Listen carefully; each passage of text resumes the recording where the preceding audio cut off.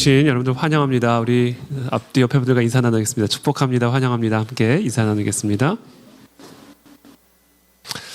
네, 우리 지난주 우리 구원의 확신에 대해서 이야기를 나눴는데요.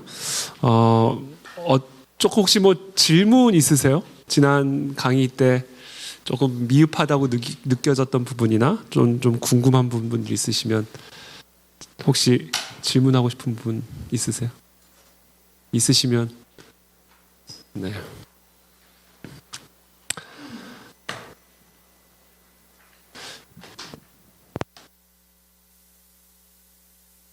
네. 네.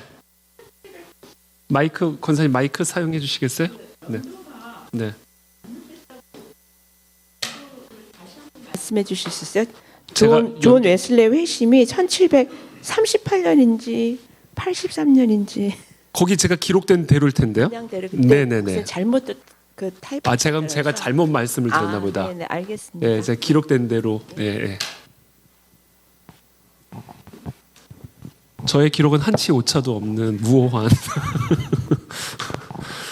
아마 제가 잘못 읽어드린 것 같아요. 네, 죄송합니다. 제가 몇 분하고 이야기를 나누는데 그런 질문 하시더라고요. 이 구원의 시기가 그러면 존 웨슬리 같은 경우에는 지난 30여 년을 사실 크리스찬으로 살았거든요. 존 웨슬리의 어머니는 엄청 신실한 기도의 어머니였고, 그래서 그 아들들을 다 정말 귀한 그런 믿음의 아들, 정말 하나님이 귀한 종으로 이제 만드셨는데, 그래서 어머니의 기도가 엄청난 영향을 미쳤죠, 존 웨슬리의 삶에. 그래서 그런 부분을 약간 좀 혼돈스러워 하시더라고요. 그러니까 모태신앙으로 성장을 했고, 또 회심을 이제 35세에 회심한 것으로 그 일기장에 적혀 있는데, 그 전에도 사실은 선교 사역을 쭉 해왔단 말이죠. 아주 신실한 홀리클럽도 만들고, 그래서 아주 캠퍼스 내에서도 아주 열심히 사역을 했고, 사실 우리가 QT라고 하는 게 그 홀리클럽에서 시작한 거라고 얘기를 하더라고요. 홀리클럽에서. 그러니까 사실은 그 전부터도 훌륭한 크리스천으로 보였는데 35살에 그 회심 사건을 기록했을 때, 그러면 존 웨슬리는 그 35살에 구원을 받은 거냐, 그 전에는 구원받지도 않고 그렇게 사역을 했던 거냐, 그런 부분에 대해서 조금 이제 혼동스러워하시는 부분들이 있는데, 사실 우리가 언제 어느 시점에 구원을 받았는지를 이야기하는 것은 사실은 쉽지는 않습니다. 니고데모의 거듭남을 니고데모에게 설명하시는 그 거듭남의 사건에 대한 설명에서 우리가 알 수 있듯이, 바람이 어디로 불어서 어디로 가는지 알지 못하는 것처럼 성령 하나님에 의해서 우리가 영혼이 언제 거듭나는지를 우리는 정확한 때와 시기를 사실 가늠하기는 불가능한 일이죠. 불가능하다는 얘기를 하신 거예요, 예수님이. 그래서 35살에 회심 체험을 했지만 꼭 그 시점이 존 웨슬리가 구원받은 시점이라고 딱 단정지어서 말하기는 어렵다라고 저는 생각합니다. 그래서 제 생각에는 이미 구원의 역사는 일어났지만 그것이 본인에게 경험되어지고 체험되어지는 그 시점은 좀 시차가 있을 수 있는데, 존 웨슬리의 경우에는 그 시차가 좀 있었던 것으로 보여지고요. 그 35살의 그 특별한 그 회당에서, 그 교회에서 경험한 그 회심 체험이 어떻게 보면 존 웨슬리의 그 거듭남이 확인되어지는, 본인에게 확인되어지는 순간이었고, 그것을 기점으로 해서 존 웨슬리의 사역이 완전히 변화되어지는 그런 것들을 경험하게 되는 것 같아요. 그래서 이 구원의 시점과 본인이 구원을 받았음을 확신하는 그 시점에는 분명히 시차가 있을 수 있다. 시차가 없을 수도 있지만 시차가 있을 수 있다. 그게 예수님이 성령의 거듭남의 역사를 바람에 비유한 이유고 또 의미라고 생각을 합니다. 그래서 그런 점을 조금 이해하시면 좋을 것 같고, 또 제가 지난주에 구원의 확신에 대해서 쭉 어떻게 보면 순차적으로 약간 도식적으로 설명을 드렸는데, 이 구원의 확신에 이르는 과정이 꼭 그렇게 도식적으로 설명되어질 수 있는 것은 아니다. 이게 꼭 순서대로 이거 다음에 이거 다음에 이거 이런 식으로 이루어지는, 꼭 그렇게 이루어지는 것은 아니다. 다만 이제 이해를 돕기 위해서 도식을 통해서 설명을 해드린 겁니다. 그래서 너무 그 도식에 모든 경험이나 모든 것들을 자꾸 이렇게 끼워 맞추려고 하시기보다는 그냥 전반적인 큰 흐름을, 이런 흐름이구나라는 것을 이해하는데 도움이 되는 정도로 도식의 설명은 이해하시면 좋을 것 같습니다. 또 혹시 질문이나? 네. 오늘은 하나님의 속성입니다. 오늘 참 또 찬양인도 너무 은혜롭게 해주셔서 감사합니다. 앞으로 우리 박문영 목사님, 우리 이 시간에는 우리 또 이렇게 우리 집사님들께서 이렇게 찬양 인도를 하시니까 또 좋은 것 같아요. 기회가 되면 혹시 저도 할 일은 없을 겁니다. 제가 찬양 인도에 트라우마가 있어요. 제가 청년 시절에 앞에서 특순을 했거든요. 독창? 듀엣이었다. 저랑 이름이 똑같은 자매가 있었어요. 태희. 그 자매는 김태희. 그 유명한 그 김태희가 아니라 이름만 똑같은 김태희, 전 이태희. 그래서 저랑 이름이 똑같다고 듀엣을 시켰어요. 근데 제가 찬양 중에 제 파트에서 가사를 까먹은 거예요. 그래서 순간 제가 허밍으로 했어요. 가사를 까먹어가지고. 그래서 제가 절대로 사람들 앞에서 혼자 찬양하지 않습니다. 네, 그래서 오늘 너무 은혜로운 찬양인도 감사합니다. 네, 오늘은 하나님의 속성에 대해서 오늘 함께 나누도록 하겠습니다. 오늘은 제가 이 교재를 하여튼 뭐 최대한 그래도 교재에 좀 충실하게 하려고 하는데, 오늘은 교재랑은 조금 교재랑 완전히 동떨어진 내용은 아닙니다만 이 교재랑은 조금 다르게 제가 오늘 강의안을 준비했습니다. 그래서 여러분들이 나중에 이 동반자들 양육하실 때 오늘 강의 내용을 토대로 이 교재를 충실하게 설명을 해주셔도 좋고요. 아니면 그냥 교재를 딱 덮어놓고 그냥 오늘 제가 드리는 이 강의안을 가지고 하셔도 좋고요. 그거는 여러분들의 편의대로 또 여러분들이 더 좋다고 생각하는 방식대로 편안하게 하시면 좋을 것 같습니다. 근데 일단 오늘 교재는 이제 하나님의 속성에 대한 이야기를 하는데, 이거를 하나님에게만 있는 성품과 사람에게도 있는 하나님의 성품을 나눠서 설명했는데, 이 설명 방식이 저는 썩 그렇게 이게 그렇게 큰 도움이 되지는 않는 것 같아요. 제 느낌에는. 그걸 왜 굳이 하나님의 속성을 아는 일에 우리가 조금 더 집중을 하지, 우리에게 공유되어지는 하나님의 성품을 이 과에서 그렇게 좀 나눠서 설명하는 부분이 저는 그렇게 크게 설득력 있게 다가오지 않아서, 하나님의 속성을 아는 일이 왜 중요한가, 하나님의 성품을 이해하는 게 왜 중요한가에 좀 초점을 맞춰서 저는 오늘 강의안을 준비를 했습니다. 제가 오늘 드리는 이 하나님의 성품이 물론 하나님의 모든 성품들을 다 반영할 수는 없지만, 그러나 그래도 하여튼 하나님의 성품의 중요한 부분을 최대한 반영할 수 있도록 제가 강의안을 준비를 했으니까요. 오늘 강의안을 토대로 이 1:1 제자 양육 교재 내용을 설명하셔도 좋고, 아니면 그거 별개로 그냥 오늘 강의안으로 양육자 동반자들에게 설명해 주셔도, 나누어 주셔도 좋을 것 같습니다. 자, 제가 쭉 읽어가도록 하겠습니다. 중간중간 언제든지 질문이나 궁금한 점 있으시거나 또 의견 있으시면 말씀해 주시면 감사하겠습니다. 성경은 다음과 같은 선언으로 시작이 됩니다. 태초에 하나님이 천지를 창조하시니라. 성경의 첫 구절은 구체적인 설명이 아니라 친절한 설득도 아니라 매우 거칠고 간결한 선언으로 시작이 됩니다. 그렇죠? 선언은 설명이 아니죠. 그래서 이해를 요구하지 않습니다. 선언은 그 선언을 수용하든지 거부하든지 우리의 이해가 아니라 우리의 선택을 요구할 뿐이죠. 이 같은 선언을 수용하기로 선택하는 것을 믿음이라고 부릅니다. 태초에 하나님이 천지를 창조하시니라. 이 선언을 수용하는 자는 그 선언이 사실이라고 믿는 사람이고, 수용하기를 거부하는 자는 그 선언을 사실로 믿지 않는 사람입니다. 그렇다면 그 선언을 거부하는 자는 믿음이 없는 자인가? 물론 아닙니다. 그 사람은 태초에 하나님이 천지를 창조하지 않았음을 믿는 믿음의 사람이죠. 그러므로 어떤 특정한 선언을 수용하지 않고 거부한다 해서 그 사람이 믿음이 없는 자가 되는 게 아니라, 그 선언이 아닌 다른 선언을 수용하는 자, 다른 선언을 믿는 자가 되는 겁니다. 그런 의미에서 이 세상의 모든 사람들은 무언가를 믿는 동시에 무언가를 믿지 않고 있고, 무언가를 믿지 않는 동시에 다른 무언가를 믿고 있는 믿음의 사람들, 신자인 것이죠. 현대인들은 믿음과 이성의 영역 또는 신앙과 과학의 영역을 아무런 상관이 없는 별개의 영역으로 생각하는 경향이 있습니다. 예컨대 나는 하나님을 믿는다라고 고백하면 그것을 이성적 사고와는 분리된 신앙의 영역에 국한된 것이라고 생각하는 경향이 있습니다. 그러나 인간의 이성과 신앙은 서로 분리된 별개의 영역에 속한 것이 아니죠. 오히려 인간의 이성은 특정한 믿음과 신앙에 토대를 두고 있습니다. 이성은 믿음과 별개로 작동하는 게 아니라 그 사람이 갖고 있는 믿음의 테두리 안에서 또는 그 믿음의 토대 위에서만 존재할 수 있는 것입니다. 예컨대 하나님은 없다라는 무신론적인 믿음을 갖게 되면 그 사람은 무신론적으로 사고하고 무신론적으로 행동하게 되어 있습니다. 유실론적 믿음을 갖게 되면 또 그 반대로 행동하고 생각하겠죠. 자, 현대인들은 창조론을 믿음의 영역 또는 신앙의 영역에 속한 것이라 생각합니다. 반면에 진화론은 이성의 영역, 과학의 영역에 속한 것이라 생각합니다. 그래서 학교나 방송 같은 공적인 영역에서는 창조론을 거론해서는 안 되고 교회나 가정 같은 사적인 영역에만 머물러 있어야 된다고 생각합니다. 그러나 이 같은 주장은 사실이 아니죠. 진화 역시 개인적인 믿음, 태초에 하나님이 천지를 창조하지 않았다라고 하는 믿음의 토대를 두고 있는 믿음이기 때문에 그렇습니다. 창조론은 태초에 하나님이 천지를 창조하셨다라는 믿음의 기초를 두고 있는 반면에 진화론은 세상에 창조주는 없다라는 무신론적 믿음의 그 기초를 두고 있기 때문에, 그리고 그 같은 무신론적 믿음의 테두리 안에서 이성적인 사고를 발휘한 결과 진화론적인 생물학, 물리학, 윤리학, 정치학이 탄생할 수가 있게 된 것이죠. 이처럼 인간의 모든 사고와 행위는 그 사람의 믿음과 분리된 별개의 영역이 아니라 그 사람의 믿음으로부터 나오는 믿음의 산물인 것입니다.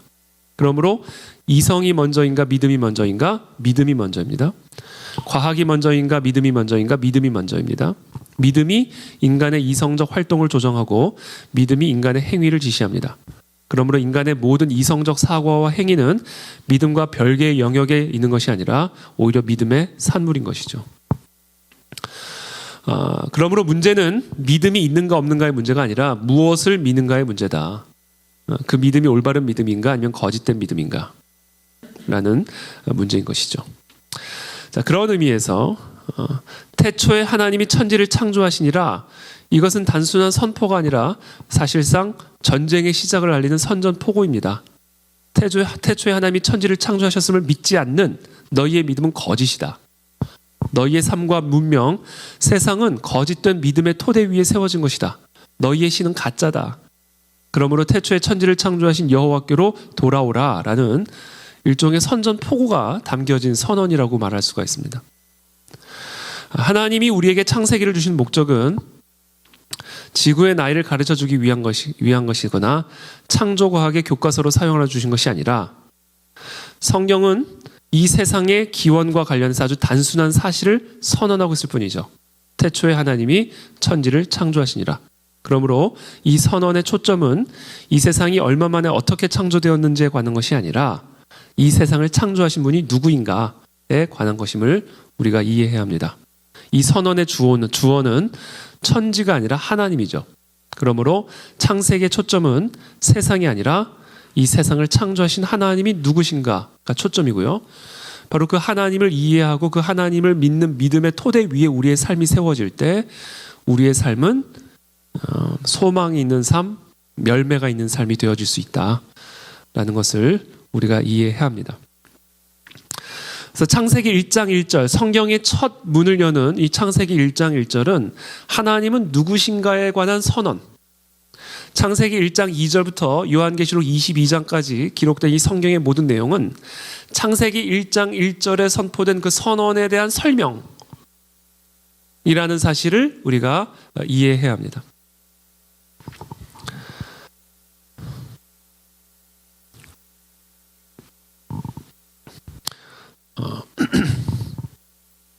제가 여기 4강 제목에 구원의 속성이라고 되어 있는데 잘못 제가 썼으면 죄송합니다. 하나님의 속성입니다. 자, 그래서 지금부터 우리가 이 선언, 하나님은 창조주이시다, 이 내용을 한번 잘 살펴보도록 하겠습니다. 성경은 하나님은 누구신가에 대한 장엄한 선포로 시작이 됩니다. 그러나 동시에 이 선언은 인간은 누구인가에 대한 선언이기도 합니다. 하나님이 천지를 창조하신 창조주라는 사실을 우리가 깨닫게 될 때 인간은 자신이 그 하나님 앞에 어떤 존재이며 인간이 살아가는 이 세상은 그 하나님 앞에 어떤 위치에 서 있는 존재인지를 깨닫게 되는 것이죠. 하나님의 속성을 우리가 잘 이해하는 것이 중요한 이유가 바로 여기에 있습니다. 하나님이 누구신가를 알 때 인간이 누구인가를 알 수가 있고 세상은 어떤 존재인가를 확인할 수가 있게 되는 것이죠. 자, 세상의 타락과 어둠은 어떻게 시작이 되었는가? 바로 하나님이 누구신가를 알고 그 앞에 서 있는 피조물인 인간과 세상의 위치가 어딘지를 아는 것을 망각하면서, 즉 창조주와 피조물 사이의 질서가 붕괴되면서 이 세상의 타락과 어둠이 시작이 된 겁니다. 마귀의 미혹에 넘어간 인간이 스스로 하나님처럼 되어서 하나님의 말씀을 거역함으로 말미암아 피조물인 인간이 창조주인 하나님의 위치에 서게 되었고, 그 결과 창조주와 피조물 사이의 질서, 화목한 상태가 파괴되었습니다. 그 결과 인간은 하나님의 임재로부터 쫓겨나게 되었고, 그 인간에게 맡겨진 이 세상은 흑암과 사망의 저주 아래 놓이게 된 것이죠. 태초에 하나님이 천지를 창조하시니라 라는 이 선언은 하나님은 누구시며 하나님이 창조하신 인간과 이 피조세계는 하나님과 어떤 관계성 가운데 있는지를 선언하심으로써 하나님과 피조물 사이의 질서를 창조하고 계시고 선언하고 계신 것입니다. 그 질서를 선언하고 계신 것, 그 질서를 받아들일 것을 요구하고 계신 것이죠. 스스로 하나님처럼 된 인간에게 태초에 천지를 창조하신 분은 하나님이다 라는 사실을 선언함으로써 너희는 피조물이다. 그러므로 피조물의 위치로 내려오라. 그 질서를 회복하고 받아들일 것을 요구하고 선언하고 계신 것입니다. 그때 비로소 우리는 하나님과 화목한 상태로 들어가 샬롬을 누리게 되는 것이죠. 그러므로 개인의 삶의 샬롬이 회복되려면 바로 이 질서, 창조주와 피조물 사이에 이 질서를 받아들여야 됩니다. 그때 가정의 샬롬 회복되고 나라와 열방의 샬롬이 회복이 되는 것이죠. 하나님은 창조주요, 우리는 피조물이다. 이 질서를 받아들여야 되고요. 이 질서를 받아들이는 것을 우리는 회개라고 얘기를 하고요. 회개한 자들이 이 질서를 받아들이고 유지하는 것을 우리는 예배라고 얘기합니다. 그러니까 하나님을 떠났던 자들이 이 질서를 받아들이는 그 순간을 우리는 회개라고 이야기를 하고, 이 회개한 신자들이 날마다 하나님은 창조주요 나는 피조물이라는 사실을 받아들이고 기억하는 그 행위를 우리는 예배라고 부르는 겁니다. 이 회개와 예배를 통하여 바로 이 질서가 유지되고 회복이 됩니다. 그때 우리는 샬롬으로 들어가게 되는 것이죠. 그래서 제가 이 도표를 제가 준비를 했는데요. 제가 항상 말씀드리죠. 주아생, 아주사. 한동안 제가 항상 강조했는데, 하나님이 태초에 천지를 창조하시니라 이 선언 안에는 바로 이와 같은 창조 질서를 선언하고 있음을 말씀하고 있는 거예요. 주아생. 하나님 아래 내가 있고 하나님 아래 내가 있을 때 인간에게 맡겨진 세상은 하나님의 생명을 누리고 인간은 생명을 누린다. 이게 하나님이 태초에 천지를 창조하시니라라는 이 선언 안에 담겨진 창조 질서입니다. 하나님은 왕이시요 인간은 그 왕의 권위 아래에 있는, 그때 인간에게 맡겨진 세상과 인간의 삶은 하나님의 생명을 누린다. 주아생이라고 하는 창조 질서가 창세기 1장 1절의 선언 안에 담겨져 있는 질서입니다. 그래서 하나님이 태초에 창조하신 것은 천지만 창조한 게 아니에요. 창조 질서를 함께 창조하셨습니다. 그리고 그 질서 가운데 사람이 거할 때 사람과 이 세상은 하나님의 생명을 누리게 되는 것이죠. 그러나 마귀가 그것을 깬 거예요. 사람이 스스로 하나님처럼 되어서 아주 상태가 되게 만든 겁니다. 하나님의 권위 위로 올라탄 겁니다. 하나님의 말씀이 아니라 내 눈에 보기에 좋고 선한 대로 먹고 행하기 시작하는 거죠. 그래서 주아의 상태에서 아주의 상태로 바꿔놓은 것이 마귀의 미혹이죠. 그 결과 사망의 상태에 이르게 된 겁니다. 이것을 김세윤 박사님이 여러분들이 쓰신 그 구원이란 무엇인가 책에 보면 하나님과의 단절을 통해서 생명의 흐름이 끊어졌다 이렇게 얘기하죠. 스스로 인간이 하나님처럼 되고자 함으로써 하나님과의 관계가 단절되었다. 스스로 하나님처럼 되어서 내재적 자원으로 살아갈 수밖에 없는 존재가 되었다. 그것을 지금 제가 여기서 아주 사의 상태로 표현한 겁니다.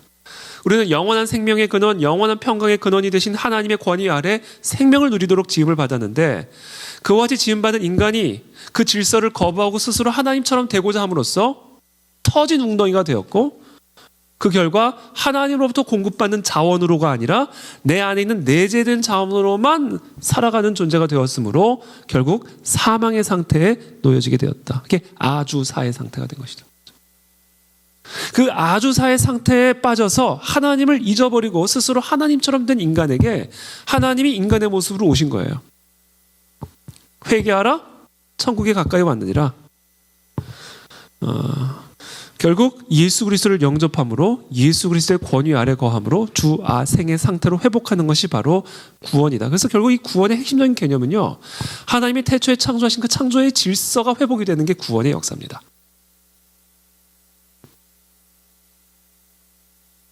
그리고 바로 이 주화생의 상태를 평생 유지해 가는 삶이 예배자의 삶인 거죠.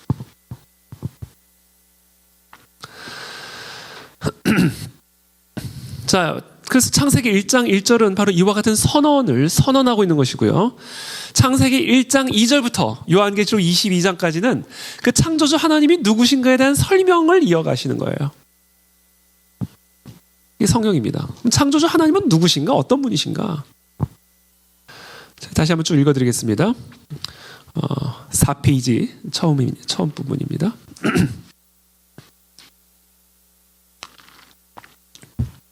태초에 하나님이 천지를 창조하시니라는 선언으로 시작된 성경은 태초에 천지를 창조하신 하나님이 어떤 하나님이신지에 대한 설명으로 이어집니다.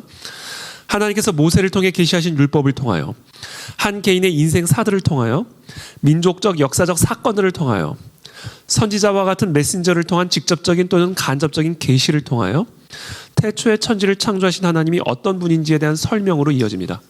그리고 그 모든 것들을 기록하고 있는 책이 바로 성경입니다. 성경은 태초에 하나님이 천지를 창조하셨다는 선언과 함께 시작하여 그 하나님이 어떤 분인지에 대한 설명으로 이어지고요. 그 모든 선언과 설명의 중심을 관통하고 있는 내용이 바로 그 하나님을 받아들이라, 그 하나님께로 돌아오라 라는 강력한 촉구가 끊임없이 메아리칩니다. 그래서 이 선언, 설명, 촉구, 이게 성경 전체에 걸쳐서 메아리치고 있는 메시지예요. 자, 그렇다면 하나님은 어떤 분이신가? 창조주 하나님은 어떤 분이신가? 우리가 먼저 알아야 할 사실은 창조주 하나님은 삼위일체의 하나님이라는 사실을 알아야 합니다. 그 가르침이 이단인지 아닌지를 확인할 수 있는 가장 중요한 표지 중에 하나가 삼위일체 하나님을 인정하느냐 부정하느냐입니다. 삼위일체 하나님은요, 우리가 정확하게 이 개념이 어떤 것인지를 설명하기가 어려워요. 신학교 다닐 때도 다양한 조직 신학자들이 이 삼위일체 하나님을 다양한 방식으로 설명합니다. 예를 들면 피아노를 치는 사람, 피아노 소리, 이걸 삼위일체로 설명을 하기도 하고요. 고체와 액체와 기체, 똑같은 물이지만 얼음은 고체로 고체, 물, 또 이게 끓여지면 수증기, 이게 다 같은 거잖아요. 근데 그것도 뭐 그런 다양한 설명, 그럴듯한 설명이지만 삼위일체는 그게 아니에요. 고체와 액체는 분명히 다르죠. 그렇죠? 분리되어 있죠. 성부, 성자, 성령 하나님이 한 하나님이다라는 개념은요, 인간의 언어로 설명하기 불가능한 개념입니다. 그러나 신학자들이, 고대 신학자들이, 그 초대교회 신학자들이 성경 전체를 걸쳐서 보는 가운데 성부 하나님이 계시고 성자 하나님이 계시고 성령 하나님이 계시고 이분이 한 하나님이라는 사실을 이 성경 전체를 거쳐서 확인을 한 거예요. 그래서 이 삼위일체 하나님의 교리가 확립이 된 겁니다. 그 일례를 한번 제가 여기 구절을 한번 적어봤습니다. 태초에 하나님이 천지를 창조하시니라. 땅이 혼돈하고 공허하며 흑암이 깊음 위에 있고 하나님의 영은 수면 위에 운행하시니라. 하나님이 이르시되 빛이 있으라 하시니 빛이 있었고. 자, 여기 보면 하나님이 계셔요. 하나님의 영이 계십니다. 하나님의 말씀이 계십니다. 그렇죠? 그러니까 여기에 이미 성부, 성자, 성령 하나님이 다 있어요. 하나님, 아버지, 하나님의 영, 성령, 말씀이신 하나님, 예수 그리스도. 그렇죠? 계속 이어갑니다. 26절에 하나님이 이르시되 우리의 형상을 따라, 나의 형상이 아니에요. 우리의 형상입니다. 우리의 모양대로 우리가 사람을 만들고. 그러니까 하나님의 형상은 우리예요. 공동체라는 얘기죠. 그래서 하나님의 형상대로 지음받은 인간도 공동체로만 존재하게 됩니다. 개인적으로 살 수가 없어요. 그래서 하나님이 처음으로 만든 공동체가 가정 공동체, 교회 공동체, 국가 공동체죠. 이 공동체 속에서 살도록 하나님은 우리를, 인간을 지으셨어요. 요한복음 1장 1절입니다. 태초에 말씀이 계시니라. 이 말씀이 하나님과 함께 계셨으니 이 말씀은 곧 하나님이시니라. 그가 태초에 하나님과 함께 계셨고, 동시에 하나님과 분리시키죠. 이 말씀을. 그렇죠? 이 말씀이 곧 하나님이신데 그가 태초에 하나님과 함께 계셨다. 만물이 그로 말미암아 지은 바 되었으니 지은 것이 하나도 그가 없이는 된 것이 없느니라. 왜냐하면 빛이 있으라 하시니 빛이 생겼으니 말씀으로 창조하셨단 말이에요. 그러니까 모든 게 말씀으로 지어졌기 때문에 그로 말미암지 않고는 하나도 지은 것이 없어요. 다 하나님의 말씀으로 지으셨습니다. 근데 그 말씀이 누구신가? 그 말씀은 하나님이신데 하나님과 함께 계셨던 그 말씀은 누구신가? 말씀이 육신이 되어 우리 가운데 거하심에 우리가 그의 영광을 보니 아버지의 독생자의 영광이요 은혜와 진리가 충만하더라. 그러니까 하나님 아버지가 계시고요. 하나님의 영이 계시고요. 그리고 하나님의 말씀이신 하나님. 근데 그 말씀이신 하나님이 육신으로 오셨으므로 예수 그리스도.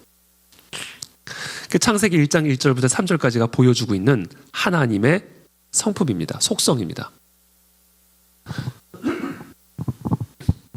그러므로 우리는 여기서 분명히 알아야 돼. 삼위일체 하나님, 삼위 하나님이 한 몸으로 존재하신다.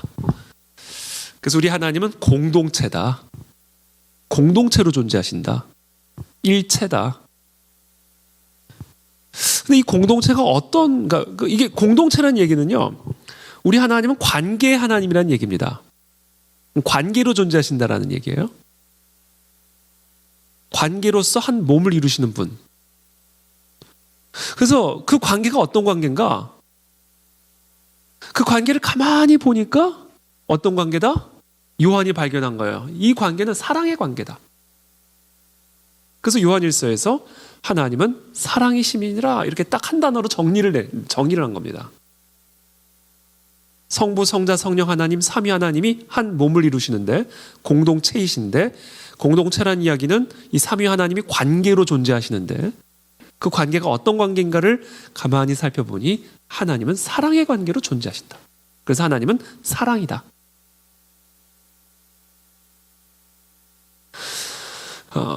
그래서 하나님은요 관계적이십니다. 그래서 관계를 추구하십니다. 이게 하나님이 인간을 창조하신 목적이에요. 하나님과 인간의 관계.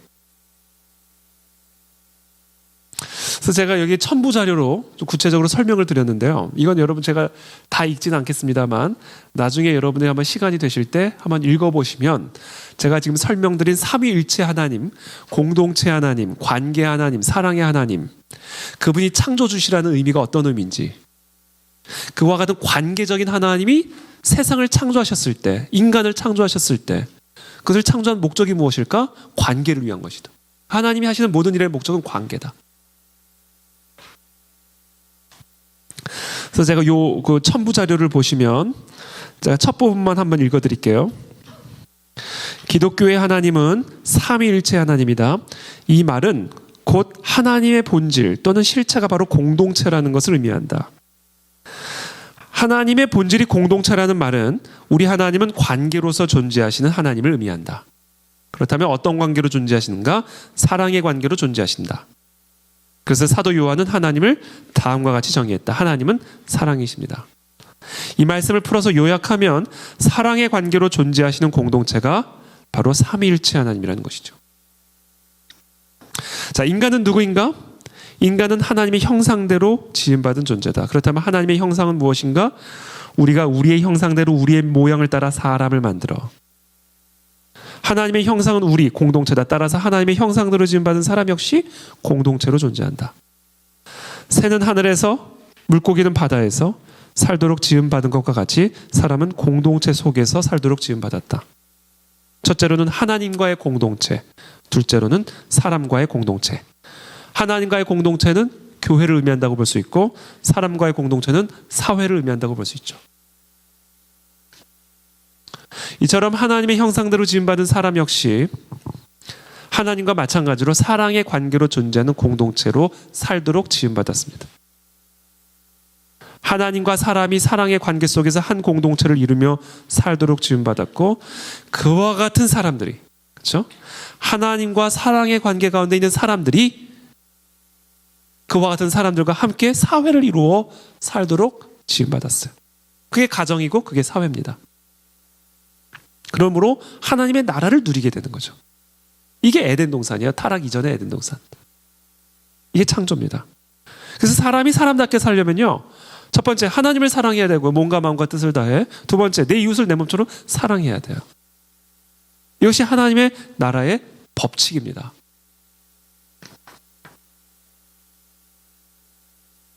제가 10년 전에 쓴 건데 10년 만에 다시 꺼냈어요. 10년 전에 이걸 기록을 제가 안 지우고 가만히 보관을 해두기를 너무 잘했죠. 그러니까 다 기록이 참 중요한 것 같아요. 그냥 한번 읽어드리기만 한번 쭉 읽어드릴게요. 뭐 길지 않으니까. 하나님이 인간을 창조하신 목적. 하나님이 맨 위에 있죠. 하나님의 권위 아래 내가 있고 그와 같은 인간 아래 세상이 있습니다. 생육하고 정복하고 다스리라. 그러니까 하나님의 권위 아래 있는 인간이 세상을 다스릴 때 세상은 하나님의 지배와 통치 아래 거하게 되는 것이죠. 그래서 한 사람 한 사람이 하나님의 사랑과 사랑의 관계 속에서 연합을 누릴 때 그와 같은 한 사람 한 사람이 세상을 다스리고 가정을 다스릴 때 하나님의 사랑으로 충만한 세상이 되고 가정이 되는 것이고 교회가 되는 것이죠. 이게 하나님이 창조하신 창조 질서입니다. 이게 깨진 거예요. 이와 같은 질서를 누리기 위한 가장 중요한 조건이 있었어요. 이 에덴 동산이 유지되기 위한 가장 핵심적인 조건이 있었어요. 그게 뭐예요? 선악과 나무를 먹으면 안 돼요. 이게 우리가 하나님과 인간이 사랑의 관계 속에 거하고 세상이 그와 같은 인간의 지배를 받아 하나님과의 통치, 하나님의 통치 아래 거할 수 있는 유일한 길. 그건 뭐예요? 인간이 선악과를 먹으면 안 돼요.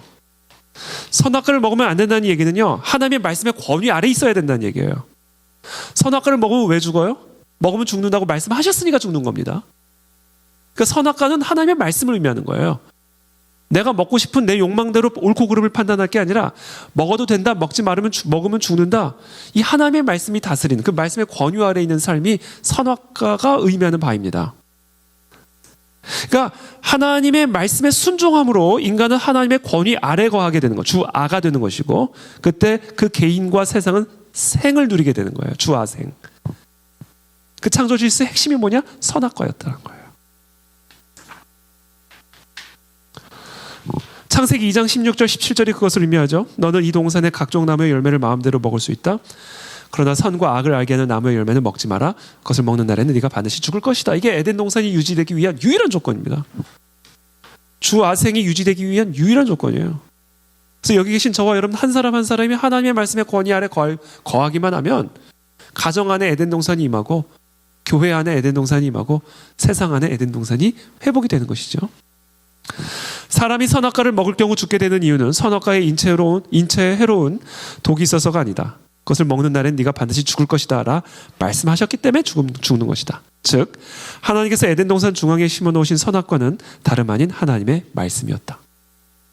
하나님과의 사랑의 관계 속에서 살아간다는 것은 하나님의 말씀의 권위 아래 거하는 삶을 의미한다. 그리고 사람이 하나님의 말씀의 권위 아래 거할 때 비로소 사람은 피조세계의 청지기 역할을 제대로 감당할 수 있게 되는 것이고 우리의 가정 공동체 안에 하나님의 나라와 통치가 임하게 되는 것이다. 한마디로 하나님과 사랑의 관계 속에 살아가는 삶이란 하나님의 말씀에 순종하는 삶을 의미하며 사람이 하나님의 말씀에 순종할 때 비로소 하나님과 사람의 관계, 사람과 사람의 관계, 그리고 사람과 피조물의 관계가 질서 가운데 샬롬을 누릴 수가 있게 되는 것이다 라는 겁니다. 인간의 불순종 창세기 3장 6절은 제가 그림으로 표현을 했는데요. 제가 그냥 그림만 간략하게 설명을 드리면 우리는 그 왼쪽 그림은 에덴 동산 타락 이전의 상태죠. 성부, 성자, 성령 하나님과 내가 연합되어진 사랑의 관계 속에 거하고 있는 모습입니다. 그리고 그 사랑의 연합 관계가 가능한 이유는 하나님의 말씀의 권위 아래 거하는 하나님은 창조주요 나는 피조물이므로 말씀에 의존하여 삽니다. 라는 이와 같은 삶의 자세가 바로 하나님과 인간이 사랑의 관계 속에 거할 수 있는 조건이요 모습이다. 하나님의 나라죠 그게. 그래서 인간은 하나님과 연합 속에서 생명의 원천 되신 하나님의 생명이 흘러내려오고 모든 능력의 원천이 되신 하나님으로부터 모든 능력을 공급받고 모든 복의 근원 되신 하나님으로부터 모든 복을 공급받음으로 생명 충만, 능력 충만, 행복 충만 그것을 한 단어로 샬롬의 상태를 누리는 하나님의 나라 속에 거하게 되는 것이죠. 그러나 사단 마귀의 미혹에 따라 인간이 피조물의 위치에 있기를 거부하고 스스로 하나님과 같이 됨으로 말미암아 하나님과 인간의 사랑의 관계가 파괴된 겁니다. 독립을 선언하고 하나님의 위치에 스스로 올라감으로 말미암아 하나님과 인간의 관계, 연합이 깨진 거예요. 그 결과 하나님과의 단절 상태가 이루어진 겁니다. 그것을 제가 이 시커먼 기둥이 상징하는 바야. 단절이 이루어졌어요. 나와 하나님 사이에 단절이 이루어진 겁니다.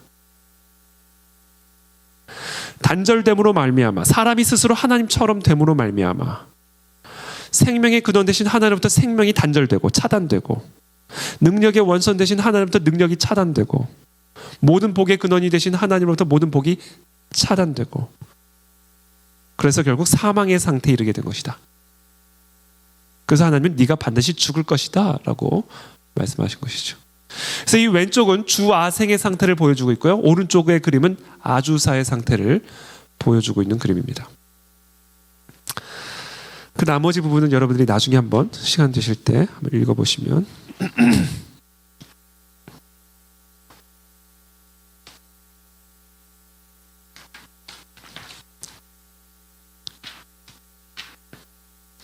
그래서 창조주 하나님은 삼위일체 하나님이다라는 것은 바로 이와 같은 이 공동체 하나님, 관계 하나님, 사랑의 하나님 이라는 사실을 의미하는 것이죠.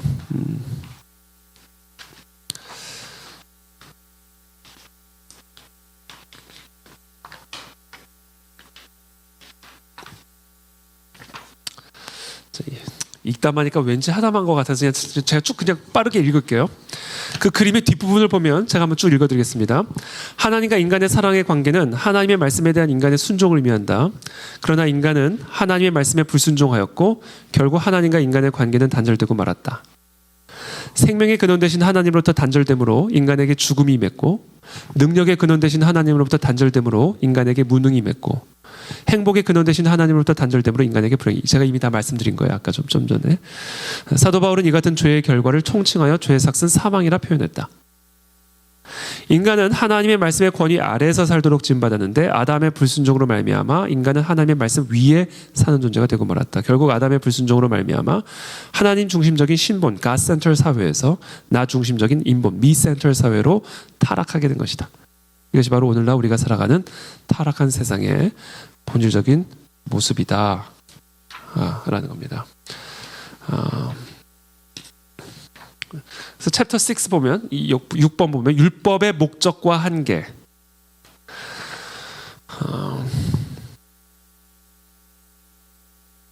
나와 있고 7번 보시면 그리스도의 오심과 순종. 그렇죠? 이 모든 것이 불순종으로 말미암아 이루어진 것이기 때문에 예수 그리스도의 순종으로 말미암아 이 모든 무너진 창조 질서를 회복하게 되신 것이죠. 그래서 맨 마지막 챕터 보면요. 9번 보시면요. 영생에 이르는 길, 은혜에 대한 믿음 이렇게 되어 있는데 아까 왼쪽 그림은 주화생 상태, 오른쪽 그림은 아주사의 상태라고 말씀드렸는데 이 아주사의 상태에 있는 인간이 예수 그리스도를 믿음으로 말미암아 주화생의 상태에 들어가게 된다. 그것을 제가 그림으로 표현하고 있는 것입니다. 여러분 나중에 한번 읽어보시고요. 다음 시간에 혹시 질문 있으시거나 제가 추가적인 설명은 또 추후에 제가 나눠드리도록 하겠습니다. 또 이 정도로 설명을 하고 다음 단계로 넘어가도록 하겠습니다.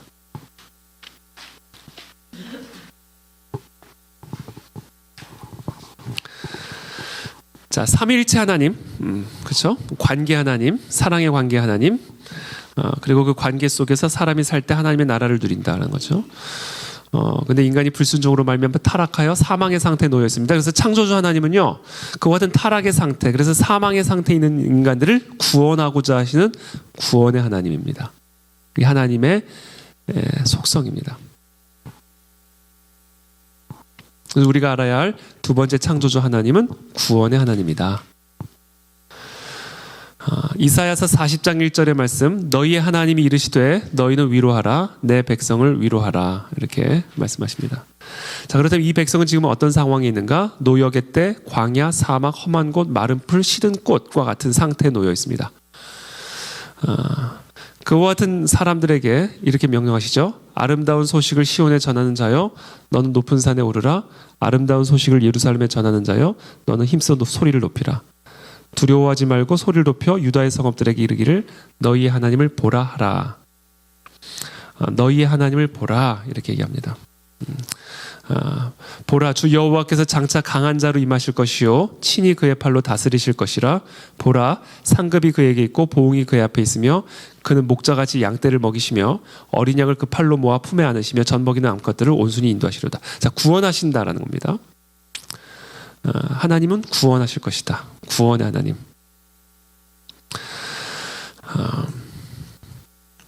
그리고 제가 이 첨부 자료에서 보여주듯이 하나님이 인간으로 오셔서 인간을 사망의 상태로부터 건져내시는 구원의 역사를 일으키시죠. 우리 하나님은 구원의 하나님이다라는 사실입니다. 자, 세 번째, 창조주 하나님은 전능하신 하나님이다. 전능하신 능력으로 우리를 구원하시는 분이시다라는 겁니다. 자연 세계를 통해서 전능하신 하나님을 이야기하고 있고요. 또 열방을 바라보면서 전능하신 하나님을 이야기합니다. 제가 그냥 쭉 읽어드릴게요. 이사야서 40장 12절부터 누가 손바닥으로 바닷물을 헤아렸으며 뺨으로 하늘을 쟀으며 땅의 티끌을 되에 담아 보았으며 접시저울로 산들을 막대저울로 언덕들을 달아보았으랴. 누가 여호와의 영을 지도하였으며 그의 모사가 되어 그를 가르쳤으랴. 그가 누구와 더불어 의논하셨으며 누가 그를 교훈하였으며 그에게 정의의 길로 가르쳤으며 지식을 가르쳤으며 통달의 도를 보여주었느냐. 바닷물을 헤아렸다. 창조주 하나님은 전능하신 하나님을 보여주고 있죠. 열방을 보라. 그에게는 열방이 통이 한 방울 물과 같고 저울의 작은 티끌 같으며 섬들은 떠오르는 먼지 같으리니 레바논은 땔감에도 부족하겠고 그 짐승들은 번제에도 부족할 것이라. 그의 앞에는 모든 열방이 아무것도 아니라 그는 그들을 없는 것 같이 빈 것 같이 여기시느니라. 그런즉 너희가 하나님을 누구와 같다 하겠으며 무슨 형상을 그에게 비기겠느냐. 전 세계를 바라보며 하나님, 창조자 하나님이 얼마나 크신 하나님인지를 강조하고 있죠.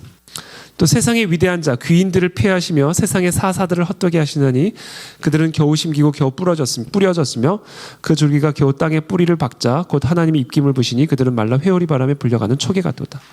그러니까 세상에 아무리 위대한 자라 할지라도 회오리 바람에 불려가는 초계 같은 수준이다. 거룩하신 이가 이르시되 그런즉 너희가 나를 누구에게 비교하여 나를 그와 동등하게 하겠느냐 하시니라. 너희는 눈을 높이 들어 누가 이 모든 것을 창조하였나 보라. 주께서는 수요대로 만상을 이끌어내시고 그들의 모든 이름을 부르시나니 그의 권세가 크고 그의 능력이 강함으로 하나도 빠짐이 없느니라. 그러니까 이 창조주 하나님의 위대함을 이사야서가 노래하고 있죠. 그러므로 너희 하나님을 보라는 거예요. 우리 인생의 목표는 바로 이와 같은 하나님을 아는 것에 있다라는 겁니다. 이보다 더 위대한 목표는 없다라는 것이죠. 내 인생의 비전, 내 인생의 사명, 내 삶의 이유와 목적, 그것은 바로 이 하나님을 아는 일에 있다. 자랑하는 자는 이것으로 자랑할지니 곧 명철하여 나를 아는 것과 나 여호와는 인애와 공평과 정직을 땅에 행하는 자인 줄을 깨닫는 것이라. 나는 이 일을 기뻐하노라.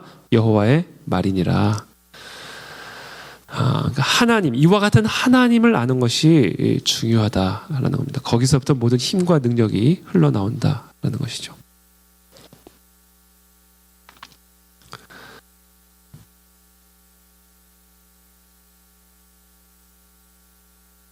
자, 창조자 하나님은 심판자 하나님이기도 합니다. 시편 54편 5절의 말씀. 하나님은 나를 돕는 이시며 주께서는 내 생명을 붙들어 주시는 이신이이다. 주께서는 내 원수에게 악으로 갚으시리니 주의 성실함으로 그들을 멸하소서. 자, 하나님은 구원자의 하나님이신데 우리를 구원하시기 위해서 원수들을 심판하시는 심판자 하나님이시다. 출애굽기 14장 30절. 그날에 여호와께서 이같이 이스라엘을 애굽 사람의 손에서 구원하시매 이스라엘이 바닷가에서 애굽 사람들이 죽어 있는 것을 보았더라. 이스라엘이 여호와께서 애굽 사람들에게 행하신 그 큰 능력을 보았으므로 백성이 여호와를 경외하며 여호와와 그의 종 모세를 믿었더라.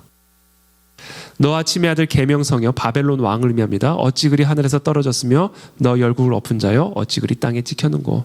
자, 창조주 하나님은 우리를 구원하시는 구원자 하나님이실 뿐만 아니라 심판자 하나님이다라는 사실을 성경은 우리에게 가르쳐주고 있습니다. 자, 이와 같은 것들이 하나님의 속성이다라는 것이죠. 자, 오늘 특별히 제가 강조하고자 하는 창조주 하나님의 중요한 속성이 있는데 그것은 바로 섭리의 하나님이다 라는 사실입니다. 자, 여기까지 혹시 질문 있으세요? 혹시 나누고 싶은 이야기나 궁금한 점이나.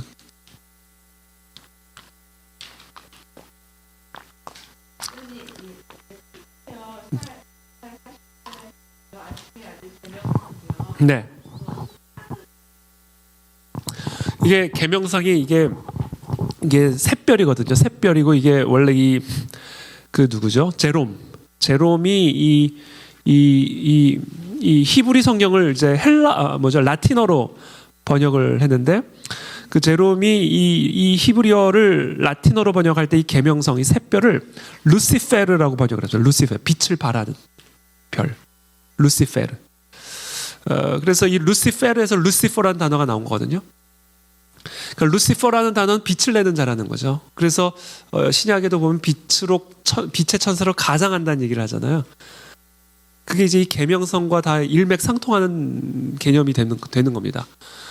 그래서 이 계명성이라는 단어가 라틴어로 루시페르로 번역이 되어 있고 그것을 우리가 루시퍼로 얘기를 하면서 그것을 사탄을 의미하는 것으로 상징하고 있고 특별히 신약성경에서 빛의 천사로 가장한다라는 개념이 다 일맥상통하는 개념이죠. 그래서 지금 말씀하신 것처럼 이 계명성을 사탄의 개념으로 이해하실 수가 있고요. 실제로 이사야서 14장 12절에서 의미하는 이 계명성은 바벨론 왕을 지칭하는 것이긴 합니다만 사실은 스스로 하나님처럼 되고자 하늘 위에 보좌를 세우겠다라고 외치는 이와 같은 바벨론의 왕은 사탄과 동일한 사탄의 종인 거나 마찬가지죠. 또 한 가지 흥미로운 점은 이 계명성과 광명성 이게 다 같은 개념이고 광명성, 계명성, 샛별 이게 다 같은 건데 그 뭐죠? 김일성이 일성이죠. 일성. 그 계명성이죠. 광명. 그래서 북한에서 쏘아 올리는 인공위성은 다 광명성, 광명성 1호, 광명성 2호 이렇습니다. 그래서 이 이사야서 14장 12절의 말씀을 김일성, 김정일, 날일자잖아요. 다 별 의미하는 거. 그래서 이것을 여기서 말하는 계명성을 김일성, 김정일, 북한의 3대 삼위일체 그 우상을 의미하는 것으로 해석하는 분들도 있습니다. 그래서 이 이사야서 14장에서 말하고 있는 이 바벨론 왕의 이 불행한 운명, 하나님의 최종적인 심판의 운명을 저 북한의 저 3대 체제, 3대 세습 체제에 대한 하나님의 심판으로 해석하는 분들도 있습니다. 그래서 저는 그거 무리 없는 해석이라고 생각합니다. 이사야서 14장 12절 말씀 자체는 바벨론의 왕을 의미하는 것이지만 본질적으로 영적으로는 사탄, 루시퍼를 의미하는 것을 해석할 수가 있기 때문에 오늘날의 바벨론 왕과 같이 스스로 하나님처럼 참칭하는 그와 같은 정치 세력, 그와 같은 종교 세력에 대한 하나님의 심판을 예언하고 있다고 우리가 해석할 수가 있기 때문에 지금 권사님 말씀하신 것처럼 계명성은 사탄 또는 사탄 같은 세력들 총칭하는 개념으로 우리 해석을 할 수가 있습니다. 그래서 그와 같은 자들에 대한 하나님의 심판.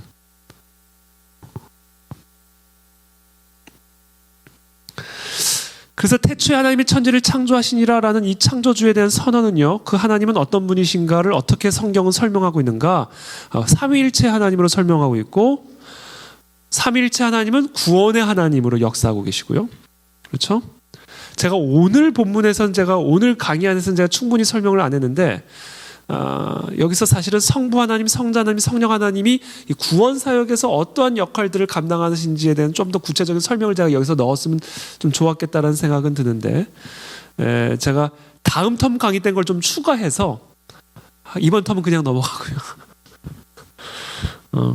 그렇게 하면 좋겠다는 생각이 좀 드는데 하여튼 구원의 하나님, 이 삼위일체 하나님은 구원의 하나님이다. 그래서 성부, 성자, 성령 하나님이 각자의 역할에 맞게 구원의 역사를 일으키신 하나님이다. 그것이 성경 전체에 걸쳐서 설명되어지고 있는 창조주 하나님에 대한 설명이다. 그리고 그 창조주 하나님은 전능하신 하나님이다. 전능하신 하나님의 능력으로 인류를 구원하시고 세상을 구원하시는 하나님이다. 그리고 그 창조주 하나님은 심판자 하나님이다. 스스로 하나님처럼 되고자 하는 모든 인간을 심판하시는 하나님이다. 그래서 그와 같은 심판으로부터 구원하기 위해서 하나님이 인간의 몸을 입고 이 땅에 내려오셨고 그분이 예수 그리스도이시고 예수 그리스도께서 구원 사역을 완성하신 이후에 승천하시고 그 다음엔 하나님의 영을 우리 가운데 보내주심으로 말미암아 그 같은 구원의 역사가 이 땅에 실체로 실현되어지도록 지금도 우리와 함께 하시는 하나님이 성령 하나님의 사역이다. 그 성령 하나님의 사역을 통해서 이 땅에 교회가 세워졌고, 그래서 삼위일체 하나님의 구원의 역사는 이 땅의 교회를 통해서 계속해서 성령 하나님의 인도하심을 따라 이어지고 있다. 이것이 지금 제가 오늘 여기서 여러분들에게 설명드리고자 했던 이 창조주 하나님에 대한 설명입니다.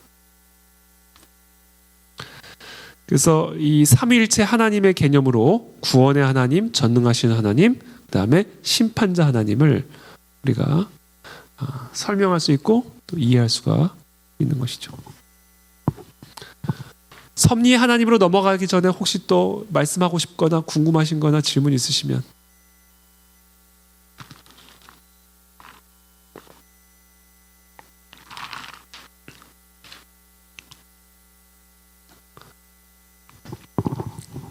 네. 마이크를 좀 주시면 이게 방송으로 녹화가 되기 때문에.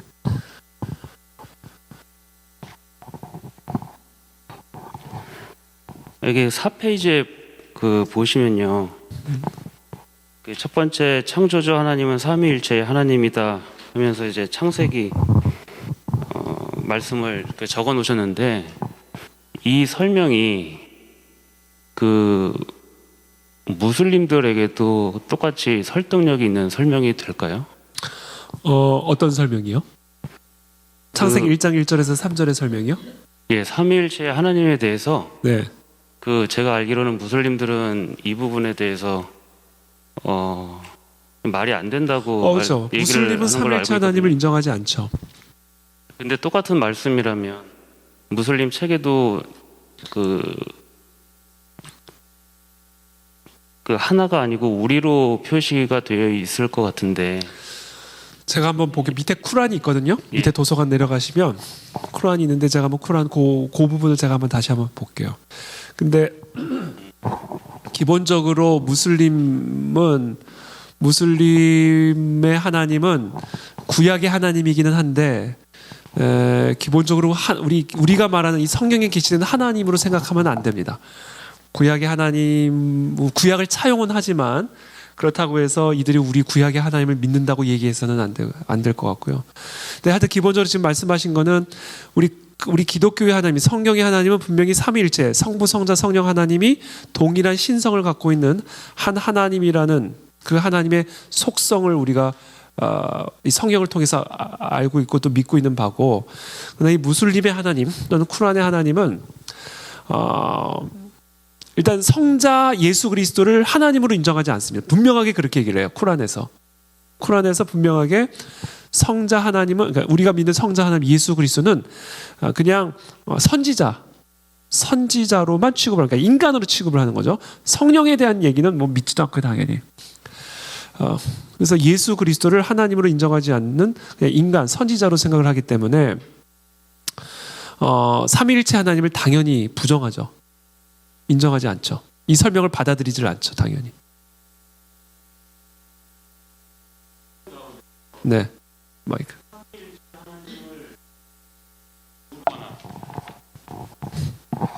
삼위일체 하나님을 삼위일체 하나님에 대해서 설명을 못하거나 혹시 믿지 않는다는 사람 중에 크리스찬이 있을 수 있나요?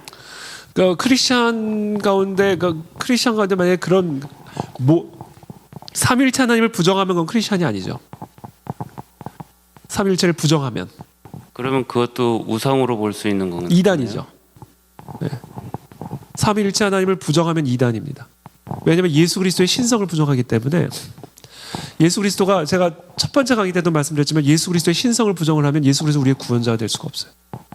예수 그리스도가 우리의 구원자가 되시기 위해서는 인간의 죄를 대속하셔야 되기 때문에 인간이어야 되지만, 인간의 죄를 인간이 대속할 수가 없기 때문에 하나님이셔야 되거든요. 그래서 예수 그리스도의 신성을 부정하면 예수 그리스도의 십자가 구원을 부정하는 것이 되기 때문에 그것은 이단이죠. 그래서 삼위일체가 성경에서 이야기하고 있는 하나님은 바로 성부, 성자, 성령 하나님, 이 세 하나님이 한 하나님, 동일한 하나님임을 가르치고 있고요. 이 성부, 성자, 성령 하나님이 죄로 타락한 인간들을 하나님의 심판으로부터 구원하기 위해서 서로 다른 역할을 갖고 함께 구원의 사역을 이루어 가십니다. 제가 그 설명이 오늘 강의 안에서 조금 미흡하긴 합니다만 간략하게 설명을 드리면 성부 하나님 아버지가 계시고 그 하나님 아버지가 하나님의 아들을 이 땅에 보내셨어요. 육신의 모양으로 보내셨고 예수 그리스도를 인간을 대신하여 죄를 대속하게 하심으로 말미암아 인간을 구원하시는 사명을 감당하게 하셨고 역사적으로 2000년 전에 예루살렘에서 행하신 그 구원의 사역이 지금까지도 유지되고 지속될 수 있는 이유는 예수 그리스도께서 부활 승천하신 이후에 그리스도의 영, 하나님의 영을 이 땅 가운데 보내주심으로 말미암아 그 예수 그리스도를 역사 속에서 행하셨던 그 예수 그리스도의 역사적 사역을 믿음으로 받아들이는 모든 사람 속에서 하나님의 구원의 역사가 실제하게끔 예수님은 2000년 전에 죽으셨잖아요. 단 일회적인 사건으로 끝났단 말이에요. 예수님의 구원 사역은. 그리고 승천하셨단 말이에요. 그 역사적 사건을 우리가 받아들일 때 그거는 이성적인 사고로 받아들이는 것인데 이성적으로 그 예수 그리스도께서 행하신 그 역사적 사건을 우리가 이성적으로 믿고 수용하는 그 순간 성령 하나님께서 우리의 심령 속에서 역사하여 우리가 거듭나게 하신다는 거예요. 이건 성령의 역사. 예수님이 니고데모에게 설명하신 것처럼. 그래서 역사적인 구원의 사역을 지금 이 순간 실존적으로 경험되고 실존적으로 성취되게 하시는 분이 성령 하나님이십니다. 그래서 성부 하나님, 성자 하나님, 성령 하나님이 삼위일체 하나님은 예수 그리스도께서 오시는 그 순간까지 이 땅에서 함께 구원 사역을 한 몸이 되어서 행하고 계신다라는 거예요. 그게 바로 삼위일체 하나님이에요. 그래서 삼위일체 하나님은 구원의 하나님이요, 전능하신 하나님이요, 그리고 그 하나님은 또한 심판하시는 하나님이시다.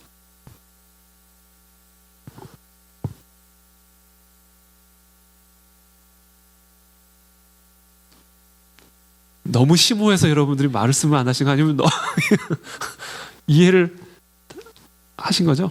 네. 혹시 또 어떤 것도 좋습니다. 좀 궁금하신 거 있으면 계속 좀 제가 좀 설명이 미흡할 수 있으니까 조금 더 이해되셨어요, 강 집사님?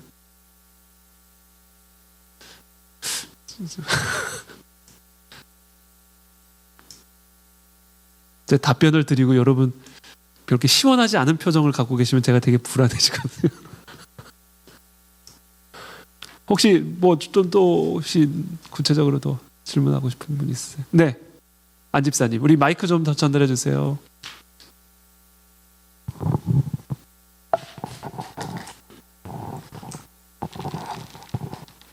저는 질문이라기보다는 지금 목사님 약간 말씀하신데 제가 여기 있는 분들이 많이 이제 전도를 하려고 할 텐데 제가 전도할 때 보면 그 성령에 대해서 사실은 성부, 성자, 예수님까지 이제 설명하고 구원에 대해서 설명하기 위해서 이제 많이 하는데 그 이유로 이 신앙생활 하면서 살아가기 위해서 성령에 대해서 좀 많이 집중해서 얘기할 필요가 있다고 생각한 것이 네. 얼마 전에 제가 그 직장에서 신우회 모임이 있는데 모태신앙이에요. 근데 제가 성령에 대해서 막 얘기를 할 때 그 성령에 대한 것을 부정하진 않는데 그 성령에 대한 개념을 잘 못 가지고 있는 사람들이 많이 있더라고요. 그래서 그 전도할 때 아까 질문하셨지만 성부, 성자, 성령까지 설명하는 것이 굉장히 중요하겠다 하는 생각을 많이 했습니다, 최근에. 네. 그러니까 성령의 사역은 구원 사역에 있어서 핵심적인 사역. 아주 그러니까 예수님의 십자가 사역과 동일한 구원 사역이에요. 성령 하나님의 사역은.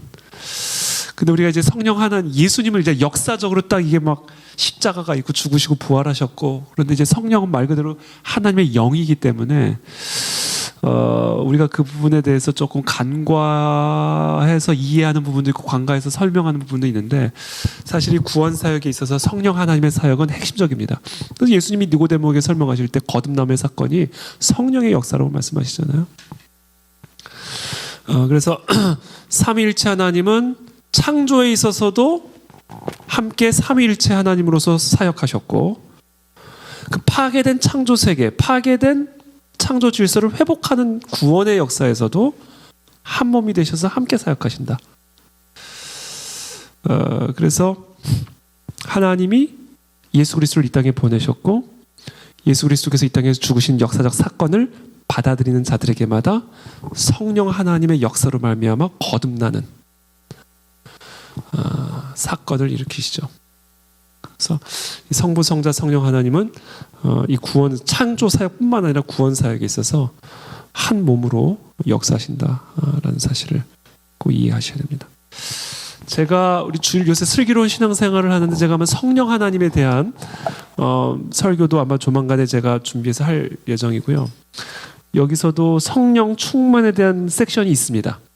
우리 요 1대1 제자 양육 과정에 제가 그 성령 충만한 과정 그 교재 때 제가 성령 하나님에 대해서도 좀 더 구체적으로 설명을 드리도록 하겠습니다.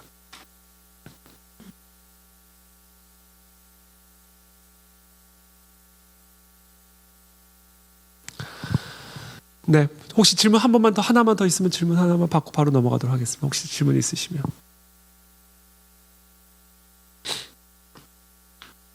네, 알겠습니다. 자, 이 삼위일체 하나님이 창조의 하나님이요, 구원의 하나님이요, 전능하신 하나님이요, 또 심판자 하나님이신데요. 우리가 꼭 알아야 될 오늘 마지막 제가 강조하고자 하는 부분은 바로 섭리의 하나님이시다라는 사실을 이해합니다. 섭리의 하나님. 모든 것을 합력하여 선을 이루시는 하나님이다라는 것이죠.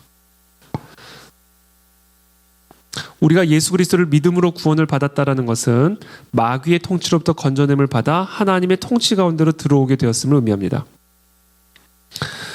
골로새서 1장 13절부터의 말씀, 그가 우리를 흑암의 권세에서 건져내사 그의 사랑의 아들의 나라로 옮기셨으니 그 아들 안에서 우리가 속량고 죄사함을 얻었도다.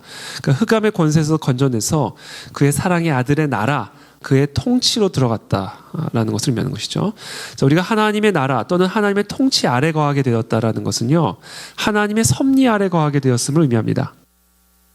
즉 모든 것을 합력하여 결국 선을 이루게 하시는 하나님의 섭리적 통치 아래 거하게 되었음을 의미하는 것이죠. 이것이 구원받은 성도들의 실존이다. 우리는 하나님의 섭리적 통치 아래 거하는 사람들이다.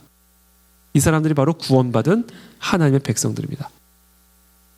그래서 로마서 8장 28절에 우리가 알거니와 하나님을 사랑하는 자 곧 그의 뜻대로 부르심을 입은 자들에게는 모든 것이 합력하여 선을 이루느니라. 자, 여기서 말하는 선은 다양한 것이 있겠지만 하여튼 모든 것이 결국에는 하나님의 선하신 뜻을 이루시는 방향으로 하나님의 전능하신 능력은 역사하신다. 하나님의 섭리는 신실하신 하나님이라는 사실을 확정합니다. 이사야서 55장 10절, 이는 비와 눈이 하늘로부터 내려서 그리로 되돌아가지 아니하고 땅을 적셔서 소출이 나게 하며 싹이 나게 하여 파종하는 자에게는 종자를 주며 먹는 자에게는 양식을 줌과 같이 내 입에서 나가는 말도 이와 같이 헛되이 내게로 되돌아오지 아니하고 나의 기뻐하는 뜻을 이루며 내가 보낸 일에 형통함이니라. 형통함, 이게 하나님의 섭리. 그러니까 구원받은 하나님의 백성들의 삶이란 형통한 삶이다. 형통한 삶. 왜냐하면 하나님의 섭리 아래 거하고 하나님의 섭리적 통치 아래 거하기 때문에 좋은 일이든 나쁜 일이든 기쁜 일이든 슬픈 일이든 무조건 우리의 형통을 위해서 역사하십니다. 이게 구원받은 하나님의 백성들의 실존이에요.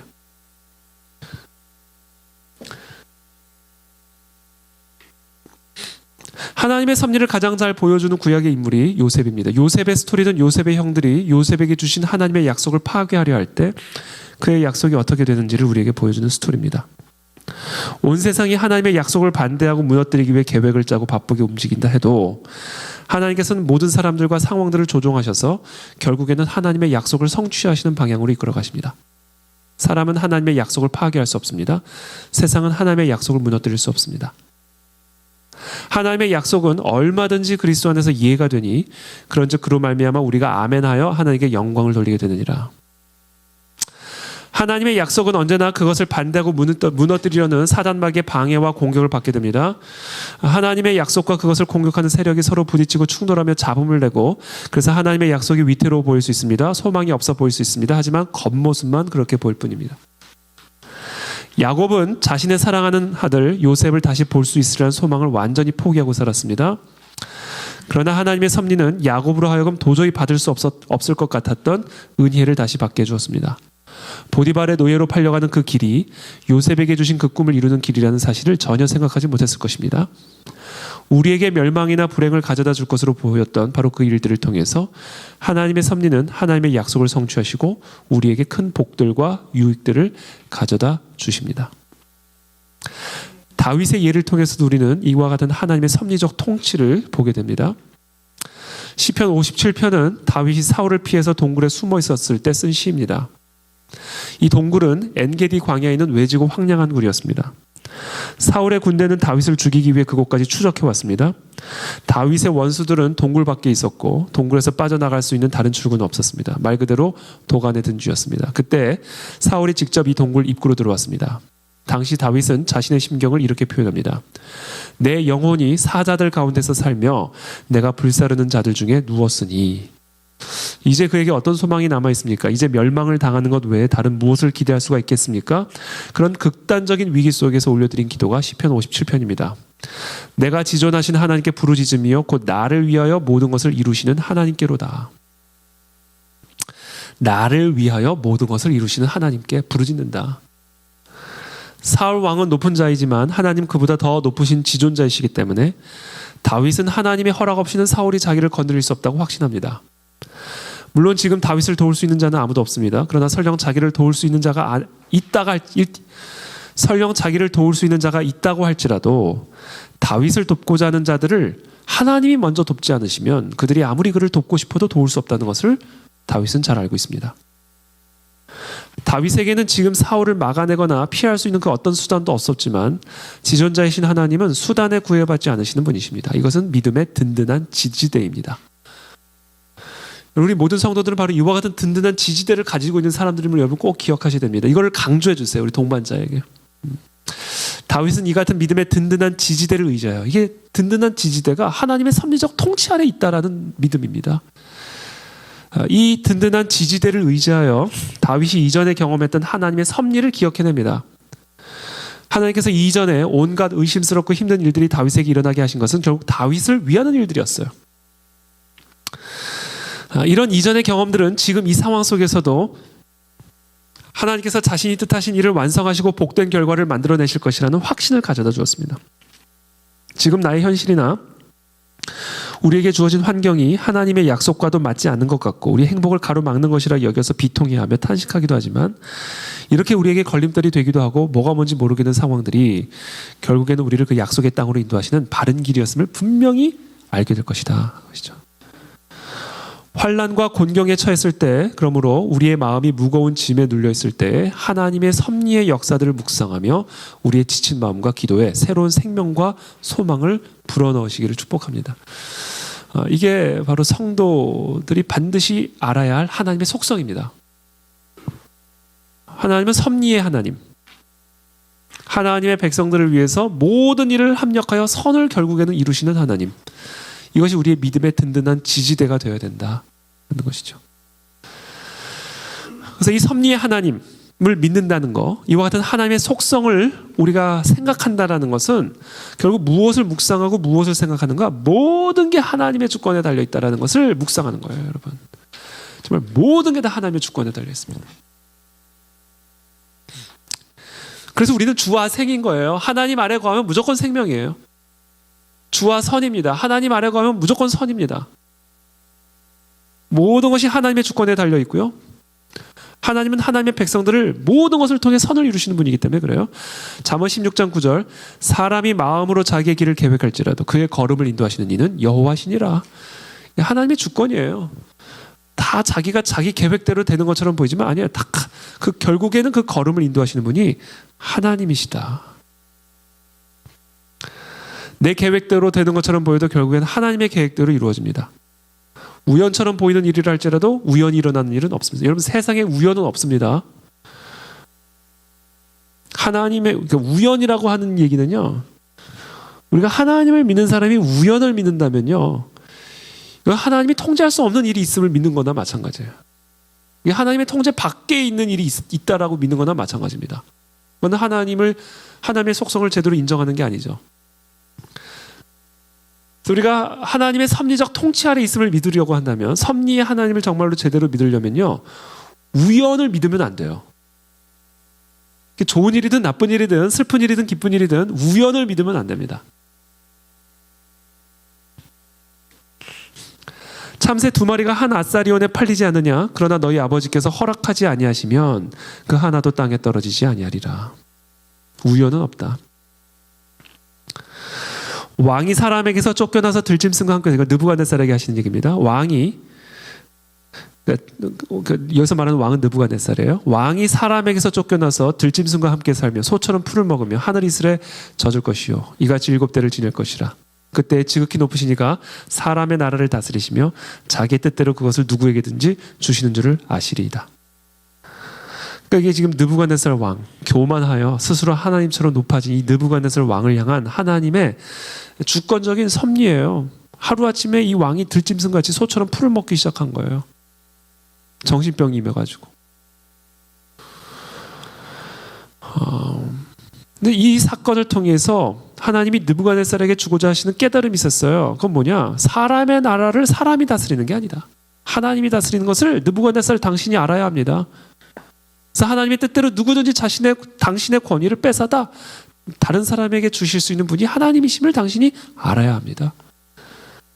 그와 같이 하나님이 다스리시는 줄을 왕이 깨달은 후에야 왕의 나라가 견고하리이다. 그러니까 모든 것이 하나님의 주권에 달려있음을 깨달는 자라야 그의 삶이, 그의 가정이, 그의 교회가, 그의 나라가 견고하게 세워져 나갈 수가 있다라는 겁니다. 그는 뜻이 일정하시니 누가 능히 돌이키랴? 그의 마음에 하고자 하시는 것이면 그것을 행하시나니. 그래서 하나님의 주권입니다. 그래서 우리는 바로 모든 것이 하나님의 주권에 달려있음을 먼저 인정해야 됩니다. 이것이 바로 하나님의 섭리를 믿는 믿음입니다. 자, 그렇다면 이와 같은 하나님의 섭리는 어떤 식으로 결국엔 우리에게 무엇을 주시기 위해서 일하시는가? 너희를 향한 나의 생각을 내가 아나니 평안이요 재앙이 아니니라. 너희에게 미래와 희망을 주는 것이니라. 여러분, 재앙을 주시는 것처럼 보이지만 하나님이 우리에게 재앙을 주시는 목적은 평안을 주기 위함이다라는 거죠. 미래와 희망을 주기 위한 것이다. 이게 예레미야서 29장, 예레미야를 통해서 하나님이 곧 바벨론에 끌려가고 있고 끌려가고 있는, 끌려가게 될 이스라엘 백성들을 향하여 하나님이 주시는 말씀이에요. 이 바벨론으로 끌려가는 이와 같은 일조차 너희에게 결국에는 평안을 주고 미래와 소망을 주기 위한 하나님의 섭리가 그 안에 있음을 기억하라라는 것이죠.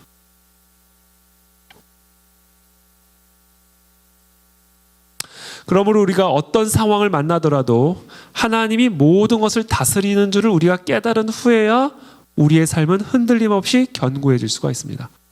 우리를 향하신 하나님의 뜻은 언제나 평안이요 미래와 희망을 주기 위한 것뿐입니다. 그리고 그 선하신 뜻을 가로막거나 회방할 수 있는 것은 이 세상에 존재하지 않습니다. 바로 이와 같은 하나님의 속성을 깨달으면서 삶의 소망이 흘러나오고 위로가 흘러나오고 기쁨과 평안이 흘러나옵니다. 그러므로 이 사실을 깨달은 후에야 우리의 삶은 견고해질 수가 있습니다. 그러므로 동반자들에게 격려하십시오. 힘을 내십시오. 세상은 절대로 맹목적인 운명이 지배하지 않습니다. 우리의 삶은 우리를 향하신 하나님의 선하시고 온전하신 뜻의 지배를 받고 있습니다. 그리고 그 뜻을 회방할 수 있는 것은 존재하지 않습니다. 그래서 하나님 아래 거하는 나는 무조건 생명을 누리고 무조건 선을 이룬다. 주와 생이다. 이게 바로 구원받은 자의 실존이라는 겁니다. 자, 그래서 모든 것은 하나님의 주권에 달려 있는데요. 이 하나님의 주권은 특별히 어떤 방식으로 역사를 하시냐면요. 그러니까 우리에게 결국 소망을 주고 선을 주시기 위한 방식으로 역사를 하시는데 하나님의 주권 또 이런 식으로 역사하세요. 높은 자는 낮추시고 낮은 자는 높이시는 방식으로 역사하십니다. 이게 하나님의 절대적인 주권이 우리의 삶 속에서 역사하시는 방식이에요.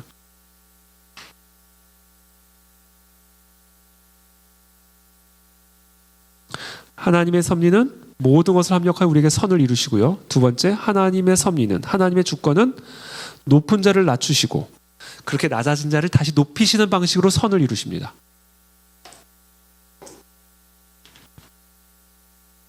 한나의 남편 엘가나에게는 두 명의 아내가 있었습니다. 브닌나와 한나. 브닌나는 아들을 낳았고 한나는 아들을 낳지 못했죠. 브닌나가 한나를 얼마나 놀렸는지, 둘이 경쟁상 될 거 아니에요. 근데 브닌나에게만 아들이 있으니까 한나를 얼마나 모욕하고 막 화를 내게 했는지, 술 취한 사람처럼 슬퍼하며 하나님 앞에 기도하고 있었죠. 근데 하나님이 한나의 기도를 들으시고 아들을 주십니다. 그리고 이렇게 노래해요.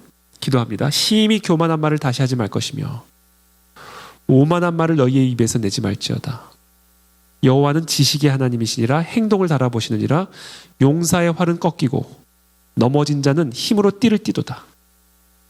풍족한 자들은 양식을 위해 품을 팔던 풍족한 자들은 양식을 위해 품을 팔고 줄이던 자들은 다시 줄이지 아니하도다. 전에 임신하지 못하던 자는 7을 낳고 많은 자녀를 둔 자는 쇠약하도다. 하나님은 높은 자는 낮추시도록 역사하시고요, 낮은 자는 높이시는 방식으로 일하십니다. 교만한 자를 치셔서 낮추시고 그렇게 낮추어진 자를 다시 높이시는 방식으로 우리에게 선을 이루시는 하나님. 스스로 하나님처럼 되고자 높아진 자를 쳐서 바벨론으로 끌려가게 하셔서 임신을 못하게 하셔서 낮추시고, 그와 같이 낮아진 자들이 겸손하게 하나님만을 의지하고 하나님 아래 거하는 주아 상태를 회복하여 다시금 선을 이루게 하고 생을 누리게 하시는, 이것이 바로 하나님의 주권이 우리 안에서 일하시는 방식이다. 베드로전서 5장 5절부터 하나님은 교만한 자를 대적하시되, 전능하신 하나님이요 모든 것을 합력하여 교만한 자를 대적하십니다. 그래서 그와 같은 자들을 겸손하게 만드시고 그것이 겸손한 자들을 다시금 전능하신 삼위일체 하나님의 능력으로 은혜를 베푸셔서 높여주신다. 그러므로 항상 하나님의 그 전능하신 손 아래서 겸손하라. 때가 되면 높이시리라. 우리는 이 사실을 기억하고 항상 하나님의 전능하신 주권 아래서 겸손하게 낮은 자가 되어야 됩니다. 한마디로 주와 생의 상태를 평생 유지해야 된다. 그러면 좀 단순한 것 같아요. 하나님이 우리 가운데서 역사하시는 섭리의 방식은요, 끊임없이 주와 생을 유지하시기 위한 방식으로 하나님의 섭리는 일하십니다. 이게 하나님의 섭리가 일하시는 방식이에요. 주아 생의 상태, 그 상태를 계속해서 유지하도록 아주사가 되면 치시는 방식으로 섭리하시고, 그래서 그와 같은 아주사의 상태에 있는 자들을 주와 생의 상태로 바꾸어서 생명과 선을 누리게 하시는 방식으로 하나님의 섭리는 우리의 삶 속에서 일하십니다.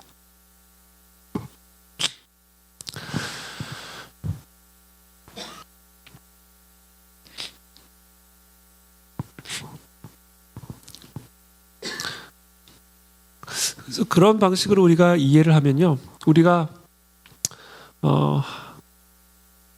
하나님이 우리를 치고 계시는구나, 또는 하나님이 나를 낮추시고 계시는구나, 그러니까 인식이 되면요,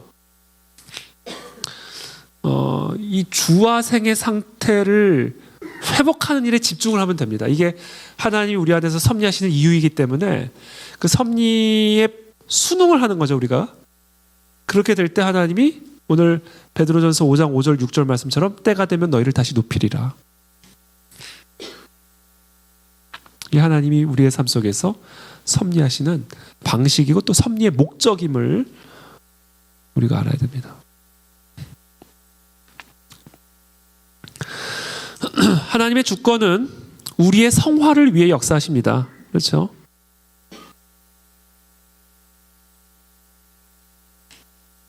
모든 것이 하나님의 주권에 달려 있고, 하나님은 높은 자를 낮추시고 낮은 자는 높이는 방식으로 일하시고, 하나님의 주권은 우리의 성화를 위해 역사하신다.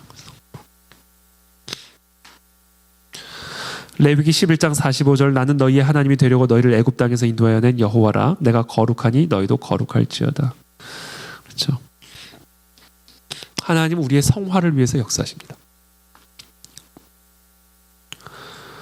로마서 8장 28절 말씀, 우리가 알거니와 하나님을 사랑하는 자 곧 그의 뜻대로 부르심을 입은 자들에게는 모든 것이 합력하여 선을 이루시느니라. 여기서 말하는 선이란 무엇인가? 하나님이 미리 하신 자들을 또한 그 아들의 형상을 본받게 하기 위하여 미리 정하셨으니 이는 그로 많은 형제 중에서 맏아들이 되게 하려 하심이니라. 또 미리 정하신 그들을 또한 부르시고 부르신 그들을 또한 의롭다 하시고 의롭다 하신 그들을 또한 영화롭게 하셨느니라. 이게 뭐예요? 결국 하나님의 아들의 형상을 본받게 하시는 것이 하나님이 모든 것을 합력하여 이루시는 선입니다. 그러니까 결국 하나님이 모든 섭리적인 역사를 통해서 우리 안에서 이루고자 하시는 것은 아들의 형상을 본받게 하는 것이다.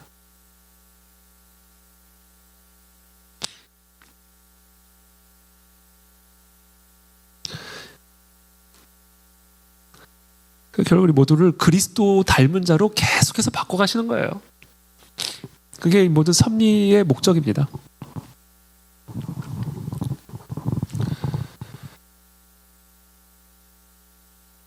그래서 우리가 모두가 날마다 그리스도를 더욱 닮아가게 되기를 우리 스스로 기도하고 또 축복합니다. 이게 하나님이 우리 안에서 일하시는 모든 섭리의 목적이죠. 하나님의 속성, 거룩하신 하나님. 그래서 우리를 거룩하게 하나님의 형상, 하나님의 아들의 형상대로 만들어가기를 원하시는 하나님이다.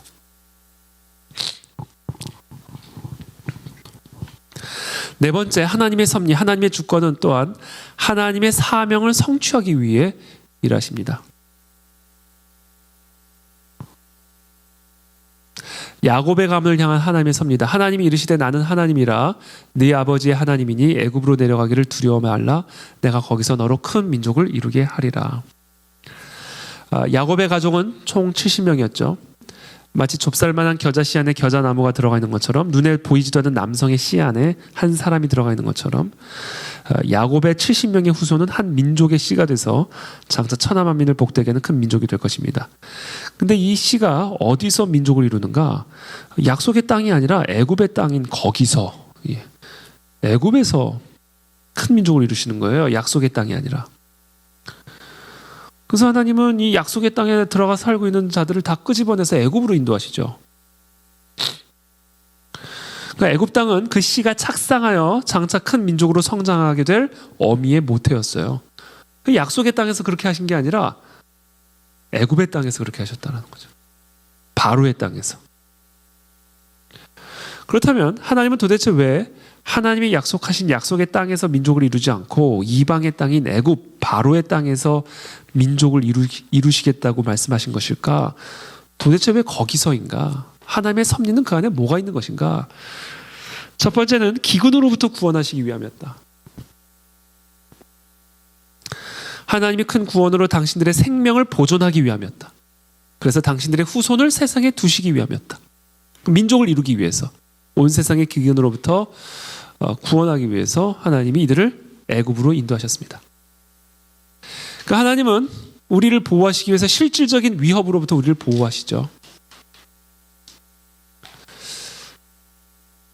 제가 이동원 목사님 통해서 제가 그때 그 간증을 들었던 것 같아요. 이동원 목사님이 반포 쪽에 신방이 있으셔서 차를 타고 이제 신방을 가시는데 그날따라 조금 신방 시간적인 여유가 있어가지고 당시 삼풍백화점이 있을 때였는데 삼풍백화점 가서 팥빙수나 하나 먹고 가자고 이제 그래서 그러려고 그랬는데 부목사님이 아이 무슨 팥빙수냐고 그냥 가시죠. 그래서 아유 팥빙수 먹고 싶은데 그냥 이제 가자 그러신 거예요 부목사님이. 그래서 그냥 아 그래 그럼 그냥 가자 그러고 그냥 가셨대요. 신방 중에 이제 뉴스가 나온 거예요. 삼풍백화점 무너졌다는 얘기를.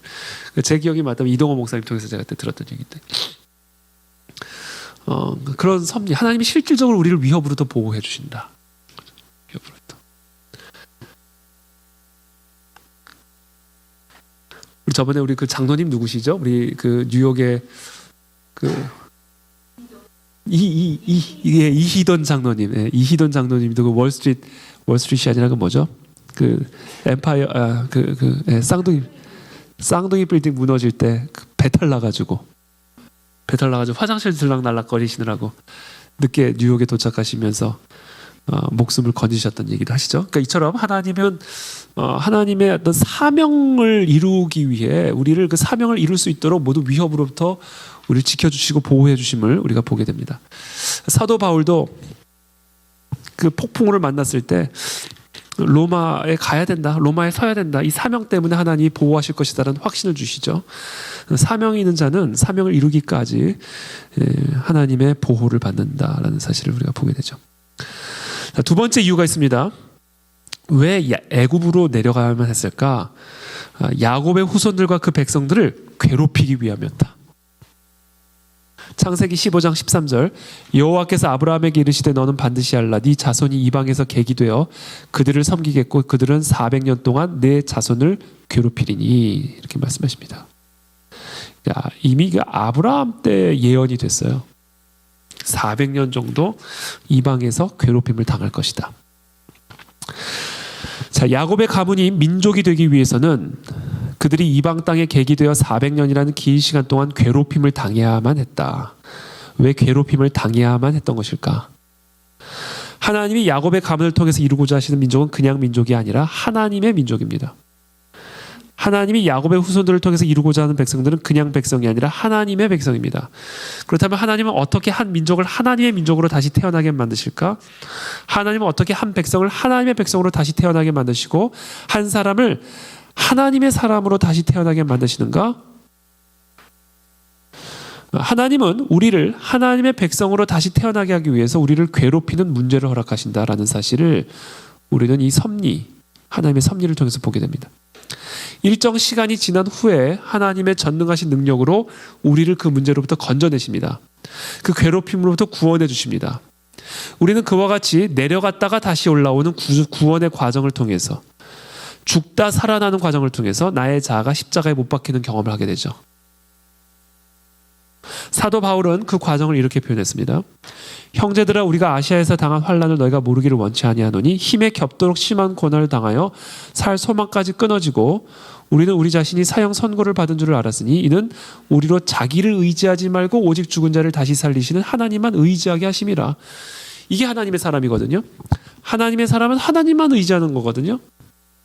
그래서 그냥 사람을 하나님의 사람으로 다시 태어나게 만들고 민족을 그냥 민족이 아니라 하나님의 민족으로 다시 태어나게 만들기 위해서 괴롭힘을 당하게 하시고 그 괴롭힘으로부터 건져내시는 구원의 역사를 통해서 사람이 자기를 의지하지 않고 하나님만 의지하는 사람으로 거듭나게 하시는 것이죠. 이게 하나님의 섭리가 일하시는 방식입니다. 왜? 그래야만 하나님의 사명을 감당할 수 있는 자가 되기 때문에. 하나님께서는 하나님의 아들 예수 그리스도를 육신의 모양으로 이 땅에 내려보내셔서 십자가에서 죽게 하시고 결국 무덤까지 내려가게 하셨습니다. 그렇게 사흘을 무덤 속에서 지내게 하신 이후에 무덤까지 내려가 계시던 예수님을 지극히 높이 올리셔서 모든 이름 위에 뛰어난 이름을 주사 모든 무릎을 예수의 이름에 꿇게 하셨다. 그리고 그 이름을 영접하는 자들에게마다 죽음을 이기신 예수 그리스도와 같이 흑암과 사망의 권세를 이기는 하나님의 자녀의 권세를 주셨다. 그러므로 내가 육신의 자녀에서 하나님의 자녀로 다시 태어난다는 것은 내가 예수 그리스도와 함께 십자가에서 죽고 예수 그리스도와 함께 다시 살아나는 이 과정을 통과하는 거예요. 그 과정을 함께 통과함으로 말미암아 이제 내 안에 사는 이가 내가 아니라 오직 그리스도께서 사시는 게 되는 겁니다. 바꿔 말해서 이제 내가 육체 가운데 사는 것, 내가 육체로 사는 것은 더 이상 나의 육체적인 지혜를 믿고 육체적인 능력을 믿는 믿음 안에 갇혀 사는 자가 아니라 나를 사랑하사 나를 위해 자기 자신을 버리신 하나님의 아들을 믿는 믿음 안에서 하나님만을 의지하는 믿음으로 살아가는 그와 같은 삶으로 우리를 다시 태어나게 하시는 것이다. 그래서 사람이 하나님의 사람으로 다시 태어나기 위해서는 나의 육신이 괴롭힘을 당하여 십자가에 못 박혀 죽임을 당하는 십자가 사건이 반드시 필요한 것입니다.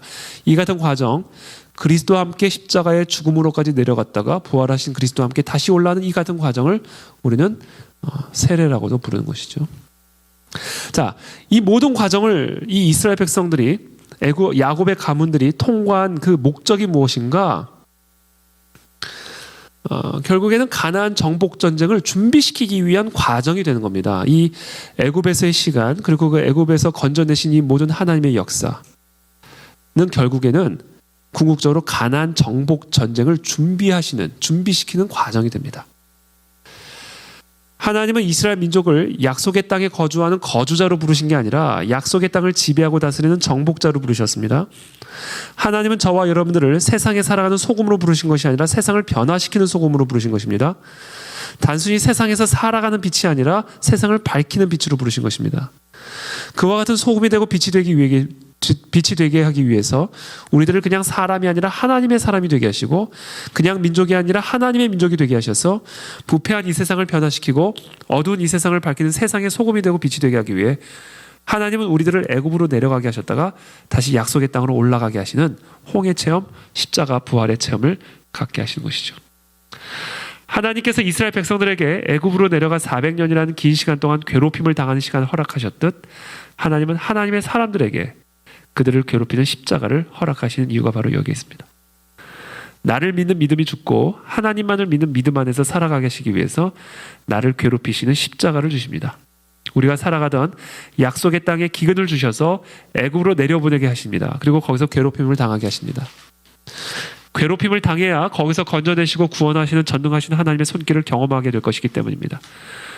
그리고 그와 같은 믿음의 사람, 믿음의 교회로 다시 태어날 때 우리는 단순한 거주자가 아니라 정복자가 되는 것이고 세상을 변화시키는 소금과 빛이 될 수 있는 것입니다.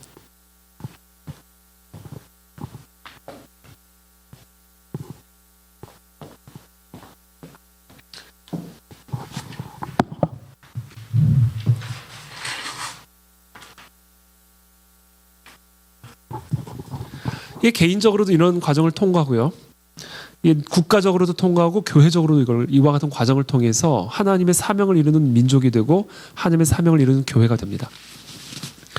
이게 바로 하나님의 섭리, 주권이 일하시는 방식이고 목적이죠. 사명을 이루게 하시기 위함이다라는 거죠. 그래서 저도 보면, 제 개인적으로도 보면 하나님께서 사명을 맡기시고 그 사명을 이루게 하시기 전에 참 이 정말 죽었다 살아나는 과정들을 꼭 허락하시는 것 같아요.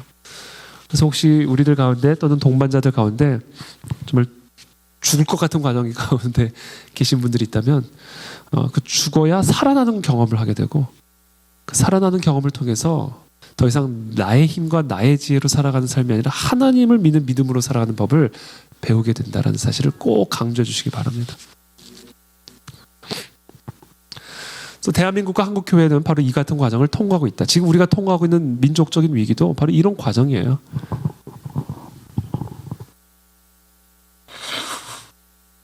쭉 읽어드릴게요. 우상숭배의 땅, 귀신과 미신의 땅이었던 조선은 1894년 청일전쟁, 1904년 러일전쟁, 1905년 을사조약, 1910년 한일합병에 이르기까지 애굽의 압제하에서 기나긴 신음과 탄식의 시간들을 보내야만 했습니다. 그러나 그렇게 19세기 말부터 진행된 민족적인 위기를 통해서 조선은 공자와 부처의 민족에서 미신과 귀신의 땅에서 하나님의 민족, 하나님의 땅으로 다시 태어나게 됐습니다. 제가 어저께인가요? 그저께인가? 식당에 가서 식사를 하는데 그저께였구나.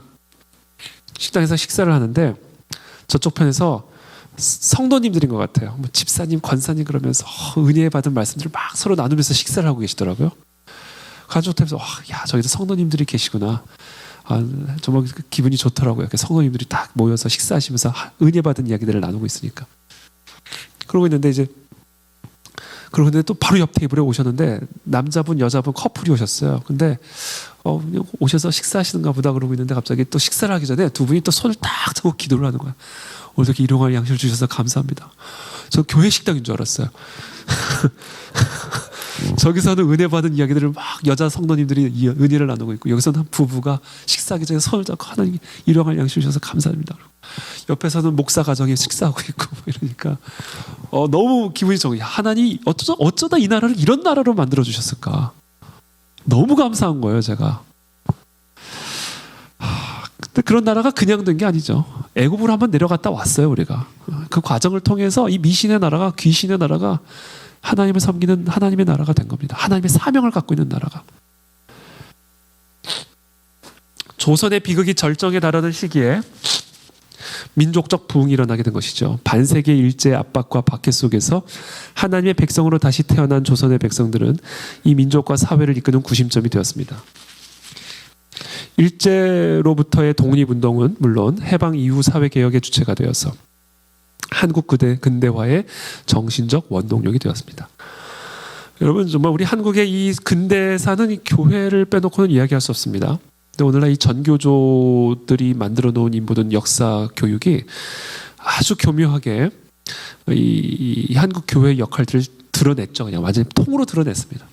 통으로 드러내고 거기에 이제 항일 운동, 항일이면 북한도 좋은 거예요. 북한 김일성도 항일했으면 좋은 사람이 되는 겁니다.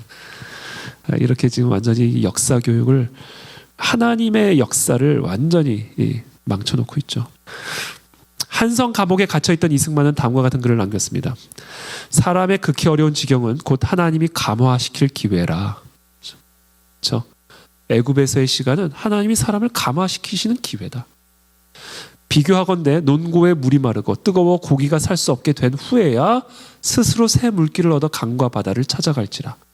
이 세상은 우리의 잠시 사는 논고물이라. 다소 태평 안락한 데 사는 사람들도 바다같이 영원히 마르지 않을 생수를 찾기에 게으르지 않건대 하물며 이 물이 마르고 흙탕되는 도탄 중에 들어 어찌 새 물줄기를 찾지 아니하리요. 여기서 말하는 새 물줄기는 기독교다라는 것을 이승만이 단언하는 것이죠. 대한 사람의 새 물줄기는 예수교회라. 이 교회가 날로 흥왕하면 더 말할 것 없으려니와 아직까지도 저 불쌍한 사람들을 다 기회를 주어 우리와 같이 생활 셈으로 나오지 못하게 하면 실로 다 우리 신이 부족함이요 사랑이 부족함이라. 그렇죠? 1905년 9월호 코리아 메서디스트는 한국교회의 영적 각성과 부흥운동의 움직임을 예의주시하면서 극동아시아 선교에서 한국의 중요성을 밝힌 한국 극동의 팔레스타인이라는 글이 게재되었다. 이 모든 것에 있어서 거룩한 목적은 무엇인가? 지금 이 한국이 통과하고 있는 이 흑암과 같은 이 시기에 거룩한 목적, 이 안에 담겨진 하나님의 섭리는 무엇인가? 하나님께서 어떤 목적으로 이 나라에 그의 능력을 그토록 놀랍게 현시하시는가? 하나님이 단지 한국만을 구원하시려고 그러시는가? 그렇죠? 이 위기의 때에 엄청난 부흥의 역사가 일어나는 걸 보면서 이 지금 선교지에 지금 기고한 거예요. 선교사가. 하나님이 단지 한국만을 구원하시려 그러시는가? 아니면 종국에 구원받은 한국을 발효시키기 위한 영적 누룩으로 삼으시려는 것인가? 우리는 그것으로 하나님께서 한국을 황인종을 복음화시키기 위한 도구, 곧 어떤 다른 물질로부터도 만들어질 수 없는 그런 도구로 만드시려는 계획이 있음을 믿으며, 그리고 우리는 한국인 전도자가 그의 백성들 가운데서 사역할 때처럼 수백만의 중국인들 가운데서 능력과 권세를 가지고 사역하는 것을 보는 그때 그날이 도래할 것이라 믿는다.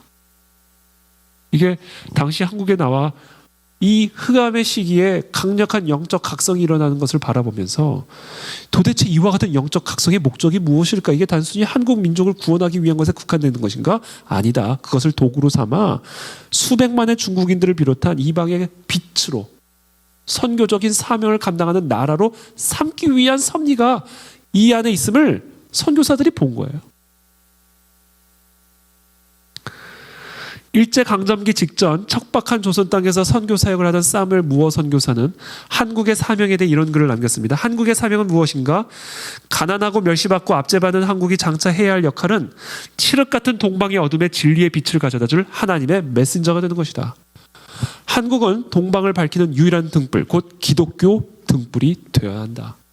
이방의 빛이 되어야 된다. 대한민국은 이스라엘과 같이 온 세상에 기근이 임하는 이 마지막 때에 요셉의 창고와 같이 온 세상 사람들을 구원하는 사명을 위해 선택받은 초선 피플이다. 저번에 이상원 교수님, 청신대 교수님 오셔서 이런 말씀하셨죠. 한국의 장로교를 대표하는 보수 신학자인 죽산 박형룡 박사가 조선의 영어 음역이 추수의 완료 분사인 초순이라는 데 차가 나요. 조선은 하나님의 선택받은 민족이라 주장했습니다. 그러니까 조선의 이 단어가 초순입니다. 그래서 이 박형룡 박사가 조선은 초순 피플이라고 주장을 했어요. 그는 조선은 하나님의 초순 피플이기 때문에 이스라엘에 일어난 일들은 좋은 일이건 나쁜 일이건 조선에도 동일하게 일어나게 되었다. 그래서 이 당시 우리가 이 조선이 경험한 이 모든 이 위기, 국가적인 엄청난 위기가 이스라엘 역사와 같은 평행선상에서 이제 해석을 한 거죠.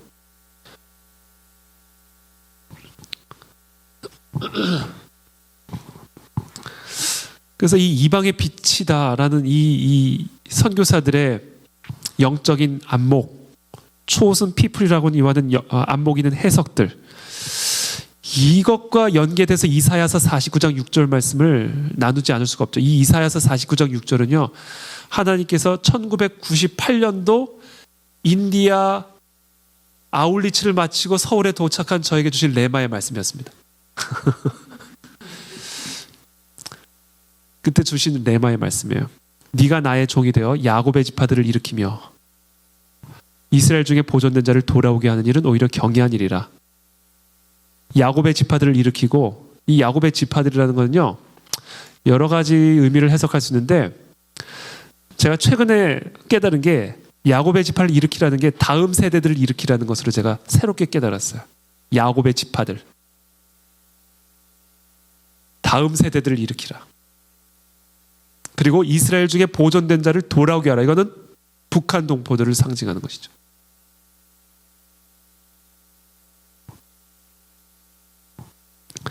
내가 또 너를 이방의 빛으로 삼아 나의 구원을 베풀어서 땅 끝까지 이르게 하리라. 이게 1998년 그때 저에게 주셨던 하나님의 레마의 말씀이었습니다. 그래서 이 이사야서 49장 6절의 말씀을 한마디로 요약하면 통일한국, 선교한국입니다. 통일한국, 선교한국. 이것이 이 나라를 향한 하나님의 사명이죠. 그래서 그것이 개인이든 민족이든 그냥 개인과 민족이 아니라 하나님의 개인, 하나님의 민족으로 다시 태어나기 위해서는 애굽으로 내려갔다 다시 올라오는 시간이 반드시 필요하고 반드시 있다. 무덤으로 내려갔다가 그 무덤에 내려간 나를 다시 살리시는 하나님의 전능하신 손길을 경험해야 하나님의 사명을 감당할 수 있는 사람으로 다시 태어날 수가 있습니다.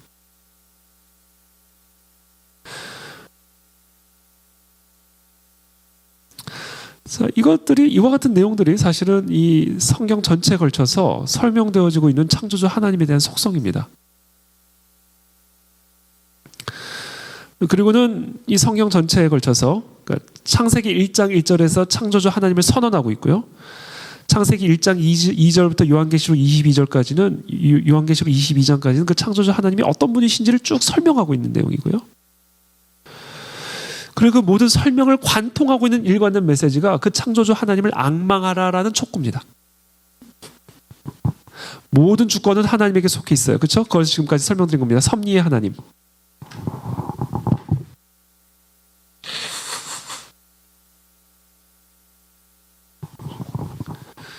그러므로 모든 주권이 하나님에게 속해 있음을 정말로 믿는 저와 여러분들은 무엇을 해야 되는가?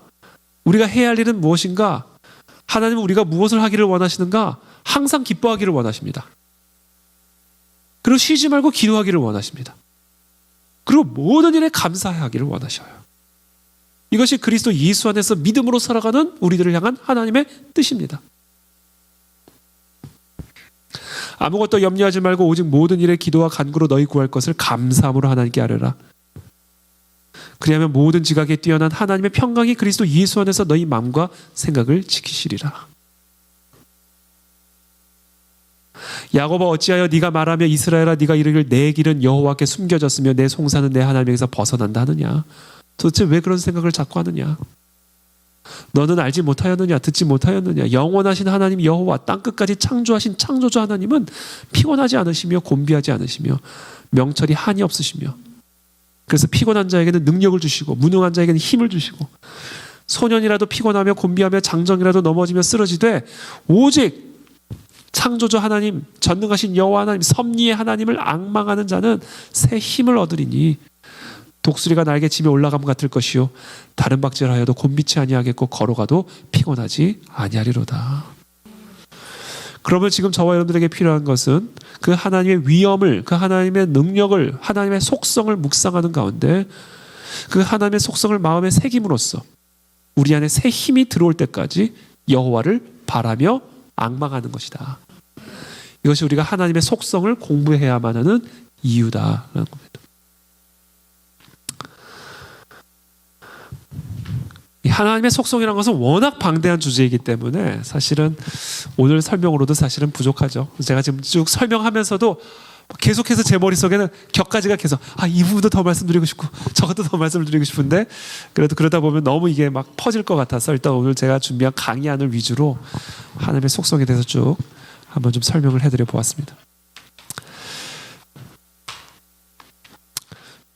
자, 혹시 질문 있으시거나 피드백 있으시거나 혹시 뭐 의견 있으시면 나누고 싶은 부분 있으시면 좀 나눠주시죠.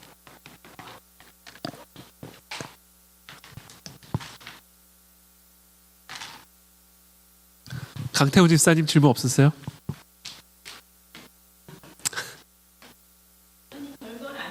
네.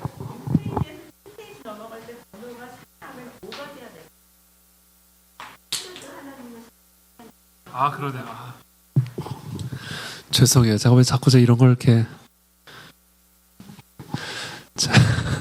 제가 급하게 준비하다 보니까 이런 잔실수가 있는 죄송합니다.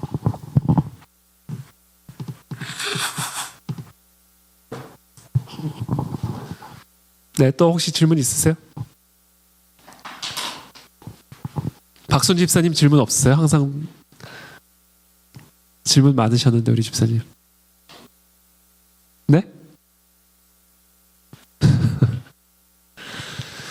네, 질문 없으시면 우리 한번 기도하고 오늘 마무리 짓겠습니다.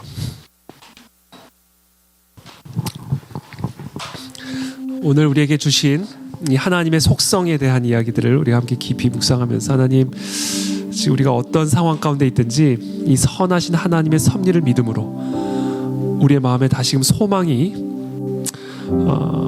충만해져 가게 도와주옵시고 결국 모든 것을 합력하여 선을 이루실 그 하나님, 그리고 하나님의 사명을 감당하게 하실 그 하나님을 찬양하며 우리가 하나님과 동행하는 그런 예배자 될 수 있게 도와주시옵소서. 주와 생의 이 질서가 흐트러지지 않게 도와주십시오.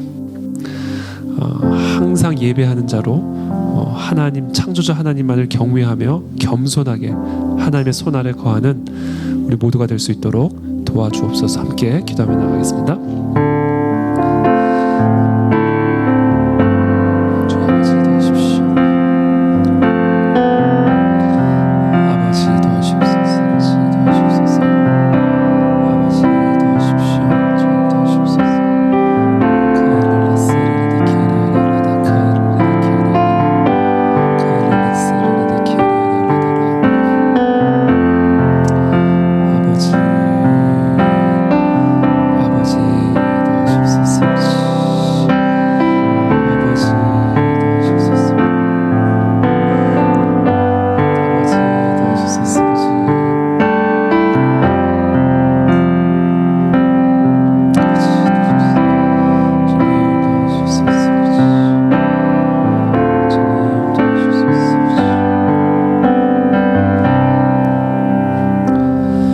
하나님의 약속은 얼마든지 그리스도 안에서 예가 되니 그런즉 그로 말미암아 우리가 아멘하여 하나님께 영광을 돌리게 되느니라. 살아계신 하나님, 우리가 이 하나님의 전능하신 섭리적인 통치 아래 거하게 하여 주심을 인해 감사를 드립니다. 그래서 우리 안에는 절망이 있을 수 없고 또 우리 안에는 슬픔이 있을 수 없음을 인해 진심으로 감사를 드립니다. 그러나 때로는 이 하나님의 훈련 속에서 슬픔을 경험할 때가 있고 또 낭망을 경험할 때가 있음을 고백하지 않을 수가 없습니다. 그러나 그와 같은 우리들에게 오늘 하나님의 속성, 하나님의 성품, 하나님의 뜻과 목적이 무엇인지를 우리에게 가르쳐 주셨으니 그 하나님의 뜻과 목적을 묵상하며 하나님의 그 능하신 손 아래 겸손하게 거함으로 때가 되면 우리를 높이시고 때가 되면 우리를 사용하실 그 하나님만을 신뢰하며 오늘도 새 마음, 새 힘을 얻어서 우리 일상으로 돌아가는 우리 모든 성도님들 될 수 있도록 축복하여 주시옵소서. 예수 그리스도의 이름으로 감사하며 기도드립니다. 아멘.